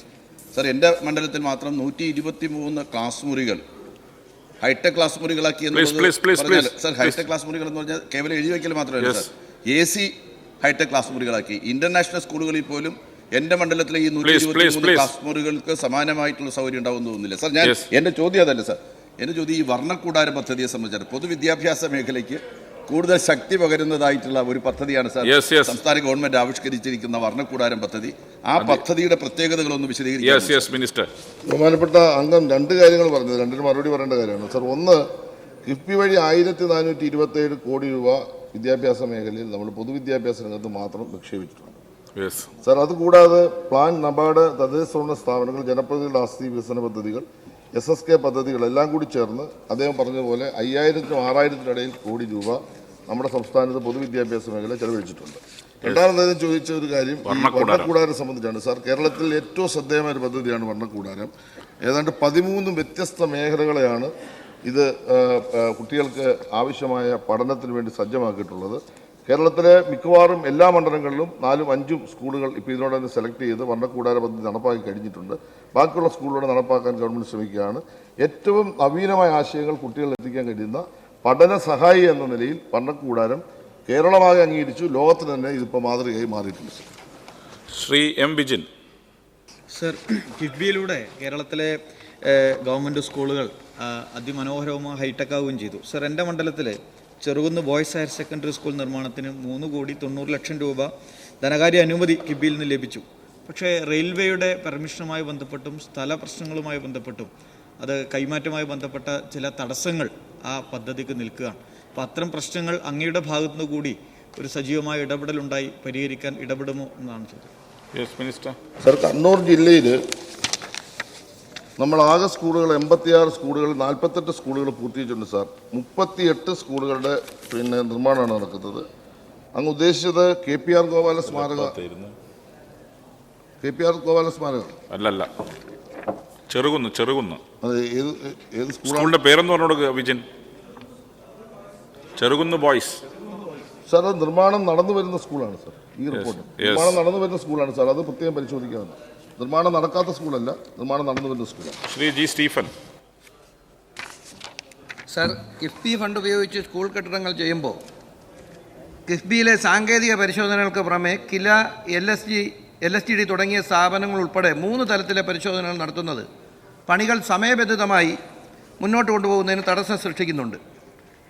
അരുവിക്കര മണ്ഡലത്തിലെ അരുവിക്കര ഗവൺമെൻറ് ഹയർ സെക്കൻഡറി സ്കൂളിന് 3,90,00,000 രൂപയുടെ ഒരു കിഫ്ബി കെട്ടിടം അനുവദിച്ചു. എല്ലാ നടപടികളും പൂർത്തിയാക്കി ടെൻഡർ ചെയ്ത് ഒരു കരാറുകാരനെടുത്ത് എഗ്രിമെൻറ്റ് വെച്ചു. എഗ്രിമെൻറ്റ് വെച്ചപ്പോൾ ഇനി റീടൈനിങ് വാൾ കെട്ടണമെന്ന് പറഞ്ഞ് കിഫ്ബി പുതിയൊരു തർക്കം ഉന്നയിച്ചിരിക്കുന്നത് ആ സ്കൂളിൻ്റെ നിർമ്മാണ പ്രവർത്തനങ്ങൾ ആരംഭിക്കുന്നതിന് തടസ്സം സൃഷ്ടിക്കുന്നുണ്ട്. ക്ലാസ് മുറികളില്ല, കുട്ടികൾക്ക് പഠിക്കാനുള്ള സൗകര്യമില്ല. അതുകൊണ്ട് അടിയന്തരമായി ഈ അനാവശ്യമായിട്ടുള്ള തടസ്സവാദങ്ങൾ ഒഴിവാക്കി ആ സ്കൂൾ കെട്ടിടം പണി ആരംഭിക്കുന്നതിന് വേണ്ടി എഗ്രിമെന്റ് വെച്ച പണി ആരംഭിക്കുന്നതിന് വേണ്ടിയുള്ള നടപടികൾ സ്വീകരിക്കുമോ എന്നുള്ളത്. സാർ, അരുവിക്കരയിൽ നല്ലപോലെ സ്കൂളുകൾക്ക് നമ്മൾ പൈസ കൊടുത്തിട്ടുണ്ട് പൊതുവിദ്യാഭ്യാസവും. ഈ ഒരു പ്രശ്നം ബഹുമാനപ്പെട്ട വിദ്യാഭ്യാസ മന്ത്രിയുടെ ശ്രദ്ധപ്പെടുത്തി അടിയന്തരമായിട്ട് അതിന് പരിഹാരം കാണും. പിന്നെ കിഫ്ബിക്ക് പ്രത്യേക മാനദണ്ഡങ്ങളാണ് സാർ. അത് നമ്മൾ നമ്മുടെ സംസ്ഥാനത്ത് നടക്കുന്ന വികസന പ്രവർത്തനങ്ങളിൽ പ്രത്യേകമായിട്ടുള്ള ടെക്നിക്കൽ മെത്തേഡ്സാണ് അവർ വിനിയോഗിക്കുന്നത്. നമ്മുടെ നിലവിലുള്ള സംവിധാനത്തോടൊപ്പം ചേർന്ന് പോകാൻ ചില കാര്യങ്ങളിൽ പ്രശ്നം വരും. അത്തരം കാര്യങ്ങൾ ബഹുമാനപ്പെട്ട MLA കൂടി മുൻകൈ എടുത്ത് 3 കൂട്ടരെയും വിളിച്ചു ചേർത്ത് ആ പ്രശ്നം പരിഹരിക്കുന്നതായിരിക്കും ഏറ്റവും ഫലപ്രദം. ശ്രീ എം രാജഗോപാലൻ. കിഫ്ബിയിലൂടെയുള്ള ധനസമാഹരണം പൊതുവിദ്യാഭ്യാസ രംഗത്ത് അടിസ്ഥാന സൗകര്യ വികസനം ഉറപ്പുവരുത്തിയപ്പോൾ കേരളത്തിലെ കുട്ടികൾക്ക് ആധുനിക വിദ്യാഭ്യാസവും ഗുണമേന്മയുള്ള വിദ്യാഭ്യാസവും അവസരം ലഭിച്ചു. സാർ, എൻ്റെ ചോദ്യം കെട്ടിട നിർമ്മാണ പ്രവൃത്തിയുമായി ബന്ധപ്പെട്ട് ഇങ്കലിൽ നിന്ന് കിലയിലേക്ക് നമ്മൾ മാറ്റുകയുണ്ടായി. വിവിധ ഘട്ടങ്ങളിൽ അതിൻ്റെ പ്രവർത്തനം വേണ്ടത്ര പുരോഗതി കൈവരിച്ചില്ല. ഇപ്പോഴും പല കെട്ടിടങ്ങളും പൂർത്തിയാകാതെ കിടക്കുകയാണ്. സമയബന്ധിതമായി പൂർത്തീകരിക്കാൻ ആവശ്യമായിട്ടുള്ള അടിയന്തര ഇടപെടലുകൾ ഉണ്ടാകുമോ? പൂർത്തീകരിച്ച കെട്ടിടങ്ങളുടെ ഉദ്ഘാടനം സംബന്ധിച്ചുള്ള തീരുമാനവും കൈക്കൊള്ളും. ഞാൻ പൂർത്തീകരിക്കാത്ത കെട്ടിടങ്ങളുടെ എണ്ണം ഞാൻ പറഞ്ഞു. അതിൻ്റെ സാങ്കേതികമായ എണ്ണം പ്രശ്നമാണ്. 120 സ്കൂളുകളാണ് അത്തരത്തിൽ ഇനിയും നമുക്ക് പൂർത്തീകരിക്കാനുള്ളത്. അത് അടിയന്തര സ്വഭാവത്തിൽ തന്നെ പൂർത്തീകരിക്കുക. അതുകൊണ്ട് ഇപ്പോൾ ഏതെങ്കിലും ഏജൻസി ഏൽപ്പിച്ചതിൻ്റെ കുഴപ്പമില്ല. ബഹുമാനപ്പെട്ട വിദ്യാഭ്യാസ മന്ത്രി നിലവിൽ നിർമ്മാണ പ്രവർത്തനം നടക്കാതിരുന്ന സ്കൂളുകളുടെ നിർമ്മാണ പ്രവർത്തനം മറ്റൊരു ഏജൻസിയിൽ ഏൽപ്പിച്ചതിന് ശേഷം ഞാൻ മനസ്സിലാക്കുന്നത് എല്ലാ മണ്ഡലങ്ങളിലും ഫലപ്രദമായ ഒരു മാറ്റം വന്നു കഴിഞ്ഞു. ഇനി കുറച്ച് സ്കൂളുകളുണ്ട്, അതിപ്പോൾ പരിഹരിക്കാൻ കഴിയുകയും ചെയ്യും. ശ്രീ AKM അഷ്റഫ്. സർ, മഞ്ചേശ്വരം മണ്ഡലത്തിലും കിഫ്ബിയിൽ ഒരുപാട് സ്കൂളുകളുടെ പുതിയ കെട്ടിടങ്ങൾ വന്നിട്ടുണ്ട്. ഒരു പ്രധാനപ്പെട്ട പല സ്കൂളുകളിലും കളിക്കളമില്ല. എസ്റ്റിമേറ്റൊക്കെ ഉണ്ടാക്കി ഈ കെട്ടിടം നിർമ്മിക്കുന്ന സമയത്താണ് കളിക്കളം നഷ്ടപ്പെടുന്ന ഒരവസ്ഥ ബോധ്യപ്പെടുന്നത്. എൻ്റെ മണ്ഡലത്തിലെ ബേക്കൂർ സ്കൂള് ഏറ്റവും മികച്ച കന്നഡ മലയാളത്തിൽ ഒരുപാട് കുട്ടികൾ പഠിക്കുന്ന വിദ്യാലയമാണ്. ആ സ്കൂളിലേക്ക് ഞാൻ വരുന്നതിന് തന്നെ മുമ്പത്തെ MLA കിഫ്ബിയിൽ നിന്ന് ഫണ്ട് അനുവദിച്ചിരുന്നു. അവിടെ കളിക്കളം നഷ്ടപ്പെടുന്ന ഒരു അവസ്ഥ വന്നപ്പോൾ നമ്മളൊരു സംയുക്ത മീറ്റിംഗ് ചേർന്ന് എസ്റ്റിമേറ്റ് തയ്യാറാക്കി നിർമ്മിക്കാൻ നിർദ്ദേശിച്ചതാണ്. പക്ഷെ പലപ്പോഴും നല്ല ഡിലേ വരുന്നുണ്ട്. കോൺസ്റ്റിറ്റ്യുവൻസി ബേസിൽ അതൊന്ന് വേഗതയിലാക്കാനുള്ള ഒരു മീറ്റിംഗ് കാര്യം അങ്ങ് ഇടപെടുമോ എന്നുള്ളതാണ് എൻ്റെ ചോദ്യം. സർ, നമ്മുടെ സംസ്ഥാനത്ത് കായിക വകുപ്പ് ചെയ്യുന്നത് കൂടാതെ നിരവധി പദ്ധതികളാണ് കായിക മേഖലയ്ക്ക് വേണ്ടി ചെയ്തിട്ടുള്ളത്. സർ, അതിൽ ഭൂരിപക്ഷം പദ്ധതികളും ഇപ്പോൾ പൂർത്തീകരിച്ചു കഴിഞ്ഞു. അങ്ങ് ഉന്നയിച്ച പ്രശ്നം ബഹുമാനപ്പെട്ട വിദ്യാഭ്യാസ മന്ത്രിയുടെ ശ്രദ്ധയിൽപ്പെടുത്തി അടിയന്തരമായി പരിഹരിക്കും. കാരണം കേരളത്തിന്റെ ചരിത്രത്തിൽ ഏറ്റവും ഞാനിത് മേശപ്പെടുത്തുകയാണ് സർ. ഇത്രയും സ്കൂളുകൾക്ക് ഗ്രൗണ്ടുകൾ, സിന്തറ്റിക് ട്രാക്ക്, ഫുട്ബോൾ ഗ്രൗണ്ട്, അതുപോലെ തന്നെ വോളിബോൾ കോർട്ട്, ഇൻഡോർ സ്റ്റേഡിയം അടക്കം നിർമ്മിച്ച ഒരു കാലവും ഉണ്ടായിട്ടില്ല. ഇത് കായിക വകുപ്പ് കൂടാതെ തന്നെ വിദ്യാഭ്യാസ വകുപ്പ് ചെയ്യുന്ന കാര്യമാണ്. ആ കാര്യത്തിൽ നമ്മുടെ ഗവൺമെന്റ് വളരെയേറെ മുന്നോട്ട് പോയി കഴിഞ്ഞു. അവശേഷിക്കുന്ന കാര്യങ്ങൾക്ക് നമുക്ക് പരിഹാരം കാണാൻ കഴിയും. ചോദ്യം നമ്പർ 393 ശ്രീ കെ ആൻസ്ലാൻ ചുമതലപ്പെടുത്തിയ പ്രകാരം ശ്രീ PP സുമോദ്, ബഹുമാനപ്പെട്ട പൊതുമരാമത്ത് വിനോദസഞ്ചാര വകുപ്പ് മന്ത്രി. Sir, table Yes, thank you. Shri PP Sumod. Sir, വിദേശ വിനോദസഞ്ചാരികളുടെ വരവ് വർദ്ധിപ്പിക്കുന്നതിന് പരമ്പരാഗതമായ പ്രചരണങ്ങൾക്ക് പുറമെ പുതിയ ഏതെല്ലാം പദ്ധതികളാണ് ആവിഷ്കരിച്ചിട്ടുള്ളത്? Yes, minister. സർ, നമ്മുടെ സംസ്ഥാനത്തേക്ക് വിദേശ സഞ്ചാരികൾ കൂടുതൽ വരുന്നത് യൂറോപ്യൻ രാജ്യങ്ങൾ, അതുപോലെ തന്നെ മിഡിൽ ഈസ്റ്റ് രാജ്യങ്ങൾ, അതുപോലെ US എന്നിവിടങ്ങളിൽ നിന്നാണ്. നമ്മൾ നിലവിൽ വരുന്നിടങ്ങളിൽ നിന്നും ആളുകൾ വർദ്ധിച്ച് വരുന്നുണ്ടെങ്കിലും ലുക്ക് ഈസ്റ്റ് പോളിസി എന്നുള്ള നിലയിൽ ചൈന മുതൽ ഓസ്ട്രേലിയ വരെ ഒരു പ്രത്യേക താല്പര്യത്തോടു കൂടിയുള്ള ഒരു മാർക്കറ്റിംഗ് അനിവാര്യമാണെന്നാണ് പൊതുവെ കാണുന്നത്. ചൈന മുതൽ ഓസ്ട്രേലിയ വരെയുള്ള രാജ്യങ്ങളിലേക്ക് പ്രത്യേക നിലയിലുള്ള മാർക്കറ്റിംഗ് ആലോചിക്കുകയാണ്. സർ, ഇതിൻ്റെ ഭാഗമായി നമ്മുടെ സംസ്ഥാനത്തെ ടൂറിസം വകുപ്പ് മലേഷ്യൻ എയർവേസുമായി ഒരു ധാരണ ഉണ്ടാക്കിയിട്ടുണ്ട്. സർ, ഈ ഏപ്രിൽ മാസം മലേഷ്യൻ എയർവേസ് 8 രാജ്യങ്ങൾ, അതിൽ 40 ടൂർ ഓപ്പറേറ്റർമാർ, 15 സോഷ്യൽ മീഡിയ ഇൻഫ്ലുവൻസർമാർ എന്നിവരുമായി തിരുവനന്തപുരത്തും കേരളത്തിലും വരുന്നുണ്ട് എന്നുള്ള സന്തോഷ വിവരം സഭയെ അറിയിക്കാൻ ഞാൻ ആഗ്രഹിക്കുകയാണ്. സർ, ഈ 8 രാജ്യങ്ങളെന്ന് പറയുമ്പോൾ ലുക്ക് ഈസ്റ്റ് പോളിസിയുടെ ഭാഗമായി ചൈന മുതൽ ഓസ്ട്രേലിയ വരെ ജപ്പാനുണ്ട്, ന്യൂസിലാൻഡുണ്ട്, മലേഷ്യയുണ്ട്, ഇന്തോനേഷ്യയുണ്ട് തുടങ്ങിയ രാജ്യങ്ങളുണ്ട്. സർ, ഇത് വലിയ നിലയിലേക്ക് നമുക്ക് നിലവിൽ വിദേശ സഞ്ചാരികൾ വരവിൻ്റെ കുറവുള്ള രാജ്യങ്ങളിൽ നിന്നും കൂടുതൽ വരാനുള്ള സഹായകരമായ സ്ഥിതി ഉണ്ടാകും. സർ, ആ നിലയിൽ നിലവിലുള്ള വിപണിക്ക് പുറമെ നമ്മൾ കൂടുതൽ കോൺസെൻട്രേറ്റ് ചെയ്ത ആളുകളെ കൊണ്ടുവരേണ്ട സ്ഥലങ്ങളെ കണ്ടെത്തുക എന്നുള്ള കാഴ്ചപ്പാടിൻ്റെ ഭാഗമായാണ് മലേഷ്യൻ എയർവേസുമായി ഇത്തരത്തിലൊരു ധാരണ ഉണ്ടാക്കുന്നത്. നമുക്കറിയാം, ശ്രീലങ്ക എന്ന് പറയുന്ന രാജ്യം പ്രധാനപ്പെട്ട ഒരു ടൂറിസ്റ്റ് രാജ്യമായി മാറിയതിൻ്റെ ഒരു പ്രധാന കാരണങ്ങളിലൊന്ന് ശ്രീലങ്കൻ എയർവേസ് വഹിക്കുന്ന പങ്കാണ്. സർ, ശ്രീലങ്കൻ എയർവേസ് ഏത് രാജ്യത്താണോ അവർ സർവീസ് നടത്തുന്നത് ആ രാജ്യത്ത് ശ്രീലങ്കൻ ടൂറിസത്തിൻ്റെ പ്രചാരകരായി മാറുന്നുണ്ട്. ആ നിലയിൽ ഒരുപാട് പേരെ ശ്രീലങ്കൻ എയർവേസ് തന്നെ ശ്രീലങ്കയിലേക്ക് കൊണ്ടുവരുന്നുണ്ട്. നമ്മളൊരു രാജ്യമല്ല, ഒരു സംസ്ഥാനമാണ്. നമുക്ക് ഒരു എയർവേസ് സംവിധാനമില്ല, അങ്ങനെയുള്ള പരിമിതികളുണ്ട്. എന്നാലും ഇത്തരത്തിലുള്ള നീക്കങ്ങൾ നമ്മുടെ വിദേശ സഞ്ചാരികളുടെ എണ്ണം വർദ്ധിപ്പിക്കുന്നതിന് സഹായകരമായി മാറും. Second question. സർ, കേരളത്തിൻ്റെ ടൂറിസം സാധ്യതകളിലെ ഏറ്റവും പ്രധാനപ്പെട്ട പുതിയ കാലത്തെ പദ്ധതികളിലൊന്നായ വെൽനസ് ടൂറിസത്തിൻ്റെ പ്രചരണത്തിന് പ്രത്യേകമായ പദ്ധതികൾ ആവിഷ്കരിച്ചിട്ടുണ്ടോ? Yes, minister. Sir, wellness tourism ഇന്ന് ലോകത്ത് തന്നെ പ്രത്യേകിച്ച് കോവിഡിന് ശേഷം പ്രധാനപ്പെട്ടൊരു ട്രെൻഡായി മാറിയിട്ടുണ്ട്. സർ, ഒന്ന്, കോവിഡിന് ശേഷം ആരോഗ്യ പ്രശ്നങ്ങൾ നിരവധിയായി വരുന്നു. അതിൻ്റെ ഭാഗമായി ട്രീറ്റ്മെൻറ്റ് പല നിലയിലും നടത്താൻ വേണ്ടി ആളുകളെ ആഗ്രഹിക്കുകയാണ്. അപ്പോൾ യാത്ര ചെയ്ത് ദൂരത്ത് പോയി ട്രീറ്റ്മെൻറ്റ് നടത്തുക എന്നുള്ളതാണ് പൊതുവേ ഒരു താല്പര്യമായിട്ട് വരുന്നത്. $800 ബില്യൺ ബിസിനസ്സാണ് ഒരു വർഷം, ഒറ്റ വർഷം വെൽനസ് ടൂറിസത്തിൻ്റെ ഭാഗമായി മാത്രം വന്നത്. $800 ബില്യൺ. സർ, നമ്മുടെ സംസ്ഥാനത്തിനാണെങ്കിൽ ഇതിൽ അനന്ത സാധ്യതയുണ്ട്. സർ, പ്രത്യേകിച്ച് ആയുർവേദ. ആ സാധ്യതയെ ഫലപ്രദമായി ഉപയോഗപ്പെടുത്താൻ വെൽനസ് ടൂറിസത്തിൻ്റെ ഭാഗമായി ഒരു വെൽനസ് ആയുർവേദ കോൺക്ലേവ് ടൂറിസം വകുപ്പ്, ആരോഗ്യവകുപ്പ് ചർച്ച ചെയ്ത് കഴിഞ്ഞു. ഒരു വെൽനസ് ആയുർവേദ കോൺക്ലേവ് ഇതിൻ്റെ ഭാഗമായി സംഘടിപ്പിക്കാൻ ആലോചിക്കുന്ന വിവരം ഈ സഭയെ ഞാൻ പ്രത്യേകം അറിയിക്കാൻ ആഗ്രഹിക്കുകയാണ്. ഇതിൻ്റെ ഭാഗമായി വെൽനസ് രംഗത്ത് പ്രവർത്തിക്കുന്ന ടൂർ ഓപ്പറേറ്റർമാരെയും മറ്റു പ്രധാന സ്റ്റേക്ക് ഹോൾഡേഴ്സിനെയും ഉൾപ്പെടുത്തി ഈ കോൺക്ലേവ് സംഘടിപ്പിക്കും. അത് എല്ലാ നിലയിലും നമ്മുടെ സംസ്ഥാനത്തിൻ്റെ പുറത്തുള്ള നമ്മുടെ രാജ്യത്തെ മറ്റു സംസ്ഥാനങ്ങളിൽ നിന്നും മറ്റ് രാജ്യങ്ങളിൽ നിന്നും വെൽനസ് ടൂറിസത്തിൻ്റെ ഭാഗമായി ആളുകൾ കടന്നു വരുന്നതിന് ഏറെ സഹായകരമാകും എന്നുള്ളത് അറിയിക്കാൻ ഞാൻ ആഗ്രഹിക്കുന്നു. ശ്രീ ഡോക്ടർ KT ജലീൽ ചുമതലപ്പെടുത്തിയ പ്രകാരം ശ്രീ V ജോയ്. സർ, ഈ മൈസ് ടൂറിസം കേരളത്തിൻ്റെ സാധ്യതയായി വളരുകയാണ്. മൈസ് ടൂറിസത്തിലേക്ക് വൻകിട കമ്പനികളെ ആകർഷിക്കുവാൻ പ്രത്യേക പ്രചാരണം നടത്തുമോ? വർക്കലയെ അതിൽ കൂടി ഉൾപ്പെടുത്തുമോ? വർക്കലയുടെ ടൂറിസം സെൻ്ററാണ് ഏറ്റവും വലിയൊരു ടൂറിസ്റ്റ് ഡെസ്റ്റിനേഷനാണ് വർക്കല. അവിടെ ക്ലിഫ് സംരക്ഷണം കൂടി ശ്രദ്ധിക്കുമോ? Yes, minister. സർ, കോവിഡിന് ശേഷം കണ്ടൊരു പുതിയ ട്രെൻഡാണ് സർ ഈ മൈസ് ടൂറിസം. നമ്മുടെ സർക്കാർ ഇക്കാര്യത്തിൽ വളരെ നേരത്തെ തന്നെ ചില ആലോചനകൾ നടത്തിയിട്ടുണ്ട്. Sir, meetings, incentives, conferences, exhibitions, ഇങ്ങനെ ഈ മൈസ് ടൂറിസത്തിൻ്റെ പ്രത്യേകതയുടെ ഭാഗമായി ലോകത്തിൻ്റെ വിവിധ ഭാഗങ്ങളിൽ നിന്നും മീറ്റിംഗ് നടത്താനും കോൺഫറൻസുകൾ സംഘടിപ്പിക്കാനും എക്സിബിഷൻ നടത്താനും ഒക്കെയായി പല രാജ്യങ്ങളിലേക്കും പോവുകയാണ്. ഇത് നമുക്ക് ഏറ്റവും സാധ്യതയുള്ളതാണ്. ഇതിൻ്റെ ഭാഗമായി ഇപ്പോൾ തന്നെ ടൂറിസം വകുപ്പ് എടുത്തൊരു തീരുമാനമുണ്ട്. ഈ 2025 കൊച്ചിയിൽ വെച്ച് മൈസ് ടൂറിസത്തെ മാത്രം ലക്ഷ്യമിട്ടുകൊണ്ട് ഒരു വലിയ കോൺക്ലേവ് സംഘടിപ്പിക്കാനാണ്. അതിൻ്റെ നീക്കങ്ങൾ ആരംഭിച്ചു കഴിഞ്ഞു. ടൂറിസം ഇൻഡസ്ട്രിയാണ് അതിന് നേതൃത്വം കൊടുക്കുന്നത്. ടൂറിസം ഇൻഡസ്ട്രി നേതൃത്വം കൊടുക്കുമ്പോൾ കേരള ട്രാവൽ മാർട്ട് തന്നെ അതിൻ്റെ നേതൃത്വപരമായ പങ്ക് വഹിക്കുന്നുണ്ട് സാർ. അതിൽ വർക്കല നമുക്ക് വലിയ സാധ്യതയുള്ള ഒരു ടൂറിസ്റ്റ് കേന്ദ്രമാണ് മൈസ് ടൂറിസത്തിന്. അത് നമുക്ക് ഫലപ്രദമായി വർക്കലയെ നമ്മുടെ രാജ്യത്തെ ഏറ്റവും പ്രധാനപ്പെട്ട മൈസ് ടൂറിസ്റ്റ് കേന്ദ്രമാക്കി മാറ്റാനുള്ള എല്ലാ ശ്രമവും ടൂറിസം വകുപ്പ് വഹിക്കുമെന്നുള്ളത് അറിയിക്കുക. Shri P Chittaranjan. Sir, tourism രംഗത്ത് കേരളം നല്ല പുരോഗതി കരസ്ഥമാക്കുന്ന ഒരു കാലമാണ്. ബഹുമാനപ്പെട്ട ടൂറിസം മന്ത്രിയെ ഞാൻ പ്രത്യേകം അഭിനന്ദിക്കുക. സാർ, എൻ്റെ ചോദ്യം ഈ ബീച്ച് ടൂറിസവുമായി ബന്ധപ്പെട്ടുകൊണ്ട് നമുക്കതിൻ്റെ നവീകരണ പ്രവർത്തനങ്ങൾ നടപ്പിലാക്കാൻ കഴിയാത്ത വലിയ സാങ്കേതിക പ്രയാസങ്ങൾ നേരിടുകയാണ്. Alappuzha beach, Omanappuzha beach, Marari beach തുടങ്ങിയ ബീച്ചുകൾക്ക് വേണ്ടി ബഡ്ജറ്റിൽ ഫണ്ട് വെച്ചിട്ടുണ്ട്, MLA ഫണ്ട് വെച്ചിട്ടുണ്ട്. പക്ഷേ ഒന്നും നടത്താൻ കഴിയാത്ത നിലയിൽ CR റിസർട്ട് അടക്കമുള്ള ഒത്തിരി സാങ്കേതിക പ്രശ്നങ്ങൾ നിലനിൽക്കുകയാണ്. എങ്ങനെ ഇതിനെ മുറിച്ച് കടക്കാൻ കഴിയും എന്നതിനെ സംബന്ധിച്ച് ഗവൺമെൻറ് ആലോചിക്കും. സർ, ഇന്ത്യയിൽ സഞ്ചാരികൾക്ക് ഏറ്റവും താല്പര്യപ്പെടാവുന്ന ബീച്ചുകളുള്ളൊരു സംസ്ഥാനം കേരളമാണെന്ന് നിസ്സംശയം നമുക്ക് പറയാൻ വേണ്ടി സാധിക്കും സർ. അതിന് വേണ്ട മറ്റ് സംവിധാനങ്ങൾ ഒരുക്കുക എന്നുള്ളതാണ് പ്രധാനപ്പെട്ട ഒരു ഉത്തരവാദിത്വം. അതിൽ ഒന്ന് അഡ്വഞ്ചർ സ്പോർട്സ്, വാട്ടർ സ്പോർട്സ് ഒക്കെ വർദ്ധിപ്പിക്കുക എന്നുള്ളതാണ് സർ.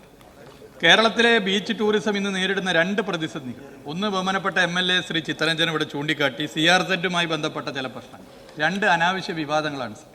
അനാവശ്യ വിവാദങ്ങൾ നേരത്തെ സഭയിൽ ചർച്ച ചെയ്തിരുന്നു. നമ്മൾ പുതിയൊരു പദ്ധതി വാട്ടർ സ്പോർട്സിൻ്റെ ഭാഗമായി വന്നാൽ അതുമായി ബന്ധപ്പെട്ട് ഉയർന്നു വരുന്ന അനാവശ്യമായ വിവാദങ്ങൾ, അത് ഇന്ത്യയിലെ മറ്റു ചില സംസ്ഥാനങ്ങളിലെ ബീച്ച് ടൂറിസം കൊണ്ട് മുന്നോട്ട് പോകുന്ന ചില ലോബികളുടെ കൂടി താല്പര്യം അതിൻ്റെ പിന്നിലുണ്ട്. രണ്ടാമത്തെ ഒരു പ്രശ്നം CRZ ആണ് സർ.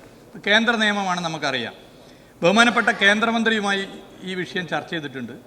അപ്പോൾ കേന്ദ്ര ടൂറിസം മന്ത്രി തന്നെ ഇതുമായി ബന്ധപ്പെട്ട കേന്ദ്ര വകുപ്പ് മന്ത്രിയുമായി ചർച്ച ചെയ്തുകൊണ്ട് ഒരു ഡൽഹിയിൽ തന്നെ ഇതുമായി ബന്ധപ്പെട്ട് ഉടനെ ഒരു മീറ്റിംഗ് വിളിച്ചു ചേർക്കാം എന്ന് പറഞ്ഞിട്ടുണ്ട്. കേരളത്തിലെ ബീച്ച് ടൂറിസത്തിൽ നമുക്ക് ചില പ്രതിസന്ധികളെ മാറ്റാൻ വേണ്ടി CRZ വിഷയവുമായി ബന്ധപ്പെട്ട് എന്തൊക്കെ ഇളവുകൾ വരുത്താനാകുമെന്നുള്ളത് ഈ ചർച്ചയിലൂടെ യാഥാർത്ഥ്യത്തിലേക്ക് എത്തിക്കാനാകുമെന്നാണ് കാണുന്നത്. അതിൽ തീർച്ചയായിട്ടും ആലപ്പുഴ ബീച്ചും പ്രധാന നിലയിൽ കേരളത്തിലെ ബീച്ച് ടൂറിസവുമായി ബന്ധപ്പെട്ട് മുന്നിൽ തന്നെ ഉണ്ടാകുമെന്നുള്ളത് സഭയെ അറിയിക്കുകയാണ്. ശ്രീ രാജ, പെട്ടെന്ന്. വിനോദസഞ്ചാര മേഖലയിൽ കൂടുതൽ വിനോദസഞ്ചാരികളെ ആകർഷിക്കുന്നതിനും അതുപോലെ സ്ത്രീകളുടെ പങ്കാളിത്തം ഉറപ്പുവരുത്തുന്നതിനും സർ, ആർട്ടിമിഷൻ്റെ നേതൃത്വത്തിൽ എൻ്റെ മണ്ഡലത്തിൽ 3 ദിവസം നീണ്ടുനിന്ന ഗ്ലോബൽ വുമൺ കോൺഫറൻസ് ശ്രദ്ധേയമായിട്ടുള്ള പരിപാടിയായിരുന്നു സാർ. സാർ, എൻ്റെ ചോദ്യം, നമ്മുടെ സംസ്ഥാനത്തിൻ്റെ ഏറ്റവും വലിയ ആകർഷണം എന്നത് സമ്പന്നമായ സാംസ്കാരിക പാരമ്പര്യമാണ്. സർ, ഓണം ഉൾപ്പെടെയുള്ള കേരളത്തിൻ്റെ സാംസ്കാരിക പാരമ്പര്യത്തിന് കൂടുതൽ പ്രചാരം നൽകുമോ എന്നാണ് സർ. ഓണം ഉൾപ്പെടെ പ്രചാരം നൽകുമോ സാർ? ആർട്ടിമിഷൻ്റെ ഗ്ലോബൽ വിമൻസ് കോൺഫറൻസ് വളരെ നല്ല നിലയിൽ സംഘടിപ്പിച്ചതിന് MLAയെ പ്രത്യേകം അഭിനന്ദിക്കാൻ ഞാൻ ആഗ്രഹിക്കുകയാണ്. ടൂറിസം വകുപ്പുമായി ബന്ധപ്പെട്ട് നടന്ന കോൺഫറൻസ് കേരളത്തിൽ ആദ്യമായിട്ടാണ്. അത് വളരെ നല്ല നിലയിൽ വിജയിപ്പിക്കുന്ന MLA ഉൾപ്പെടെ വലിയ പങ്ക് വഹിച്ചിട്ടുണ്ട്. ഇവിടെ ഓണം നമ്മുടെ ഒരു പ്രധാനപ്പെട്ട ഉത്സവമാണ്. ഓണം ആഘോഷങ്ങളെ നമ്മൾ ഒരു ടൂറിസം ഉൽപ്പന്നമാക്കി മാറ്റുമെന്ന് നിശ്ചയിച്ചിരുന്നു സാർ. 2024 വളരെ നേരത്തെ തന്നെ അതിൻ്റെ തയ്യാറെടുപ്പുകൾ നമ്മൾ എടുത്തിരുന്നു. ദൗർഭാഗ്യവശാൽ ചൂരൽമല ദുരന്തമുണ്ടായി. പല വിദേശ രാജ്യങ്ങളിലും ഓണം ഘട്ടത്തിൽ കേരളത്തിലേക്ക് അവർ വരാൻ വേണ്ടിയുള്ള പ്രത്യേക മാർക്കറ്റിംഗ് ഇതുമായി ബന്ധപ്പെട്ട് നടത്തിയിരുന്നു. അത് നമുക്ക് ഇത്തവണയും തുടങ്ങാം. ഇത്തവണയും അത് ആരംഭിച്ചിട്ടുണ്ട്. നമുക്ക് ഇത്തവണത്തെ ഓണം ആ നിലയിൽ, ഓണാഘോഷം ആ നിലയിൽ മാറ്റി തീർക്കാനുള്ള എല്ലാ ശ്രമവും നടത്താം. എക്സ്പീരിയൻഷ്യൽ ടൂറിസത്തിൻ്റെ ഭാഗമായി ഓണത്തെ ഉയർത്തിക്കാട്ടാൻ ആലോചിക്കുന്നുണ്ട്. ഉത്തരവാദിത്ത ടൂറിസത്തിനും ഓണത്തിൻ്റെ പ്രചരണങ്ങളിൽ പ്രധാന പങ്ക് വഹിക്കാൻ സാധിക്കും. ആ നിലയിൽ നമുക്ക് ഓണത്തെ മാത്രമല്ല കേരളത്തിൻ്റെ സാംസ്കാരിക ആഘോഷങ്ങളെയും ടൂറിസവുമായി ബന്ധപ്പെടുത്തി വലിയ പ്രചരണ പരിപാടികൾ സംഘടിപ്പിക്കാനാകും. കേരളത്തിൻ്റെ മതസാഹോദര്യമാണ്, കേരളത്തിലെ ജനങ്ങളുടെ ആതിഥേയ മര്യാദയാണ് സാർ കേരളത്തിൻ്റെ ഏറ്റവും വലിയ ടൂറിസ്റ്റ് ഉൽപ്പന്നം. അത് ഇന്ത്യയിൽ ഒരു സംസ്ഥാനത്തിനും കാണാൻ സാധ്യമാകാത്ത നിലയിലുള്ള ഒരു ഉൽപ്പന്നമാണ്. മറ്റ് സംസ്ഥാനങ്ങളെ മോശമാക്കി പറയുകയല്ല, കേരളത്തിൻ്റെ സാംസ്കാരിക പ്രത്യേകത അതാണ് ഏറ്റവും വലിയ ടൂറിസ്റ്റ് ഉൽപ്പന്നം. അതിനെ നമുക്ക് ഷോക്കേസ് ചെയ്യാൻ വേണ്ടി പറ്റുന്ന ഏറ്റവും സാധ്യതയാണ് ഓണാഘോഷം. ആ നിലയിൽ നമുക്ക് ഓണാഘോഷത്തെ മാറ്റി തീർക്കാം എന്നുള്ളത് ഞാൻ അറിയിക്കുക. ശ്രീ മാണി സി കാപ്പൻ, പെട്ടെന്ന്. സർ, ഗ്രീൻ ടൂറിസം പദ്ധതിയിൽ ഉൾപ്പെടുത്തി പാലാ ടൗണിൻ്റെ ഹൃദയഭാഗത്ത് ലണ്ടൻ ബ്രിഡ്ജ് എന്നുള്ള പേരിൽ ഒരു പാലവും ഒരു കെട്ടിടവും പണിതു. ആഘോഷപൂർവ്വം ഉദ്ഘാടനവും നടന്നു. ഈ 5 വർഷമായിട്ട് അവിടെ പാമ്പും കാടും പിടിച്ച് സാമൂഹ്യ വിരുദ്ധരുടെ താവളമായത് മാറിയിരിക്കുകയാണ്. ഇത് അങ്ങയുടെ ശ്രദ്ധയിൽപ്പെട്ടിട്ടുണ്ടോ? മിനിസ്റ്റർ. സാർ, അത് പരിശോധിച്ച് ഇടപെടാം സാർ. ശ്രീ രാഹുൽ മാങ്കൂട്ടം. ബഹുമാനപ്പെട്ട മന്ത്രി ഇപ്പോൾ പറഞ്ഞതുപോലെ കേരളത്തിൻ്റെ ഏറ്റവും വലിയ പ്രത്യേകത കേരളത്തിൻ്റെ ചോദ്യത്തിലേക്ക് സാംസ്കാരികമായ തനിമയാണ്. അപ്പം കൾച്ചറൽ ടൂറിസം കേരളത്തെ സംബന്ധിച്ചിടത്തോളം വലിയ സാധ്യതയുള്ളതാണ്. പ്രത്യേകിച്ച് പാലക്കാട് കൽപ്പാത്തി പോലെയുള്ള സ്ഥലങ്ങളെ ബന്ധിപ്പിച്ചുകൊണ്ട് കൾച്ചറൽ ടൂറിസം പദ്ധതി ആവിഷ്കരിക്കാൻ ഉദ്ദേശിക്കുന്നുണ്ടോ സർക്കാർ? അതോടൊപ്പം തന്നെ കേരളത്തിൻ്റെ ഭക്ഷണത്തനിമ ഒരു ഫുഡ് എക്സ്പ്ലോറിംഗ് ടൂറിസം KSRTCയുടെ കൂടെ സഹായത്തോട് കൂടിയിട്ട് ചെയ്യുവാൻ എന്തെങ്കിലും പദ്ധതികൾ വകുപ്പ് ആലോചിക്കുന്നുണ്ട്? സാർ, കൽപ്പാത്തി രഥോത്സവം ഉൾപ്പെടെയുള്ള കാര്യങ്ങളിൽ ടൂറിസം വകുപ്പ് ഇപ്പോൾ തന്നെ ഇടപെടുന്നുണ്ട് സാർ. നല്ല നിലയിൽ ഇടപെട്ട് വരുന്നുണ്ട്. അതെങ്ങനെ നമുക്ക് കൂടുതൽ വികസിപ്പിക്കാമെന്നുള്ളത് തീർച്ചയായിട്ടും നമുക്ക് യോജിച്ച് ചർച്ച ചെയ്ത് മുന്നോട്ട് പോകാമെന്നുള്ളത് അംഗത്തെ അറിയിക്കുകയാണ്. അതുപോലെ തന്നെ ഇവിടെ ചൂണ്ടിക്കാട്ടിയിട്ടുള്ള മറ്റ് വിഷയങ്ങളിലും നമുക്ക് ആ നിലയിൽ തന്നെ ഇടപെട്ട് പോകാവുന്നതാണ് എന്നുള്ളത് ഞാൻ അറിയിക്കുകയാണ്. ഫുഡ് ടൂറിസത്തിൻ്റെ ഭാഗമായി ഇതിനകം തന്നെ ട്രാൻസ്പോർട്ട് വകുപ്പ് മന്ത്രിയായിട്ട് ചർച്ച ചെയ്തിട്ടുണ്ട്. അദ്ദേഹത്തിനാണെങ്കിൽ ഫുഡുമായിട്ട് പ്രത്യേക താല്പര്യമുള്ള ആളാണ്. ആ നിലയിൽ ചർച്ച ചെയ്തിട്ടുണ്ട്. അത് നമുക്ക് വികസിപ്പിച്ചെടുക്കാമെന്നുള്ളതും അറിയിക്കുകയാണ്. ശ്രീമതി യു പ്രതിഭ.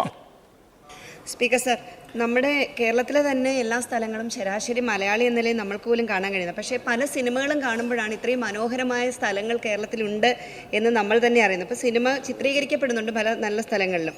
സർ, നമ്മുടെ ഈ നാട്ടിൽ മാത്രമല്ല അന്യ സംസ്ഥാന അനുയോജ്യമായ പ്രദേശങ്ങളെ മറ്റു ഭാഷകളിൽ നിന്നുള്ള സിനിമാ പ്രവർത്തകർക്ക് ലൊക്കേഷനാക്കാൻ പരിചിതമാക്കാൻ കഴിയുമോ? അതിനെന്തെങ്കിലും ചെയ്തിട്ടുണ്ടോ? സിനിമ ടൂറിസം നമ്മൾ ഇത്തവണ പുതുതായി കൊണ്ടുവന്ന ഒരു പദ്ധതിയാണ് സാർ. ബഹുമാനപ്പെട്ട സാംസ്കാരിക വകുപ്പ് മന്ത്രി എൻ്റെ അടുത്തിരിക്കുന്നുണ്ട്. അദ്ദേഹവുമായി നേരത്തെ 2 തവണ ചർച്ച ചെയ്തതാണ്. 2 നിലയിലാണ് സിനിമ ടൂറിസത്തെ കാണുന്നത്. ഒന്ന്, മലയാള സിനിമകൾ ഉൾപ്പെടെ അതുപോലെ മറ്റ് നിലവിൽ ഷൂട്ട് ചെയ്ത സിനിമകൾ. ആ ഷൂട്ട് ചെയ്ത സിനിമകളുടെ ലൊക്കേഷൻ നമുക്കൊരു നൊസ്റ്റാൾജിക് അനുഭവം നൽകുന്നതാണ്. പല സിനിമകളും നമ്മളതിൻ്റെ പാട്ട് ചെറുപ്പത്തിലുള്ളതും ഇപ്പോഴൊക്കെ കാണുമ്പോഴും ആ ചിത്രീകരിച്ച രംഗങ്ങളിലെ സ്ഥലങ്ങൾ അത് ഇപ്പോഴും നമുക്ക് കാണുമ്പോൾ ഒരു വല്ലാത്ത താല്പര്യമാണ് സാർ. ഇപ്പോൾ താമരശ്ശേരി ചുരം എന്നുള്ള വെള്ളാനകളുടെ നാട് ചിത്രീകരിച്ച ശ്രീ കുതിരവട്ടം പപ്പുവും മോഹൻലാലും ഒക്കെയുള്ള രംഗങ്ങൾ ഇപ്പോഴും നമ്മുടെ മുമ്പിലുണ്ട്. അതിലൂടെ യാത്ര ചെയ്യുമ്പോൾ നമുക്ക് ആ സ്ഥലം ഇങ്ങനെ ഓർത്തോർത്ത് നിൽക്കുന്ന സ്ഥിതിയാണ്. മുമ്പ് നമ്മുടെ ബഹുമാനപ്പെട്ട എൽദോസ് ചൂണ്ടിക്കാട്ടിയ മണിച്ചിത്രത്താഴിലെ കുതിരവട്ടം പപ്പു വെള്ളം എന്ന് പറഞ്ഞ് ചാടുന്ന സ്ഥലം, അതുപോലുള്ള പല വീടുകൾ ഇതൊക്കെയുണ്ട്. അതിൻ്റെ ഭാഗമായിട്ടാണ് കിരീടം പാലം, സിബി മലയിൽ സംവിധാനം ചെയ്ത കിരീടം സിനിമയിലെ പാലം സിനിമാ ടൂറിസത്തിൻ്റെ ഭാഗമാക്കി മാറ്റി ഇപ്പോൾ അതിൻ്റെ ഉദ്ഘാടനം അധികം വൈകാതെ നടക്കാൻ വേണ്ടി പോകുന്നു സാർ. രണ്ടാമത്തെ പ്രശ്നം, കേരളത്തിൻ്റെ പുറത്തുള്ള സിനിമകൾ ഷൂട്ട് ചെയ്യാൻ കേരളത്തിലേക്ക് ആളുകളെ ആകർഷിക്കുക എന്നുള്ളതാണ്. അത് നമുക്കൊരു വലിയ റവന്യൂ കൂടി നൽകുന്നൊരു സ്ഥിതിയാണ്. അതിൻ്റെ ഭാഗമായി ഒരു പ്രത്യേക മാർക്കറ്റിംഗ് സാംസ്കാരിക വകുപ്പ് മന്ത്രിയായിട്ട് ചർച്ച ചെയ്തിട്ടുണ്ട്, നടത്തിക്കൊണ്ട് കേരളത്തിലേക്ക് കൂടുതൽ സിനിമ, കേരളത്തിന് പുറത്തുള്ള സിനിമ. അപ്പോൾ ഉദാഹരണത്തിന് ശ്രീ മണിരത്നത്തിൻ്റെ മുംബൈ ഷൂട്ട് ചെയ്തത് ബേക്കലിലാണ്. ബേക്കൽ MLA ഇവിടെയുണ്ട്. ഒരുപാട് സിനിമകൾ അങ്ങനെ ഷൂട്ട് ചെയ്തിട്ടുണ്ട്, ഗാനരംഗങ്ങൾ ഉൾപ്പെടെ. അതുപോലെയുള്ള സിനിമകൾ ഷൂട്ട് ചെയ്യാൻ വേണ്ടി കേരളത്തിലേക്ക് അവരെ കൊണ്ടുവരാൻ വേണ്ടിയിട്ടുള്ള പ്രത്യേക പദ്ധതി ഞങ്ങൾ ഒരുമിച്ച് ആലോചിച്ച് നടപ്പിലാക്കാനുള്ള ശ്രമത്തിലാണെന്നുള്ളത് സഭയെ അറിയിക്കുക. സിറ്റി മധുസൂദനൻ പെട്ടെന്ന്.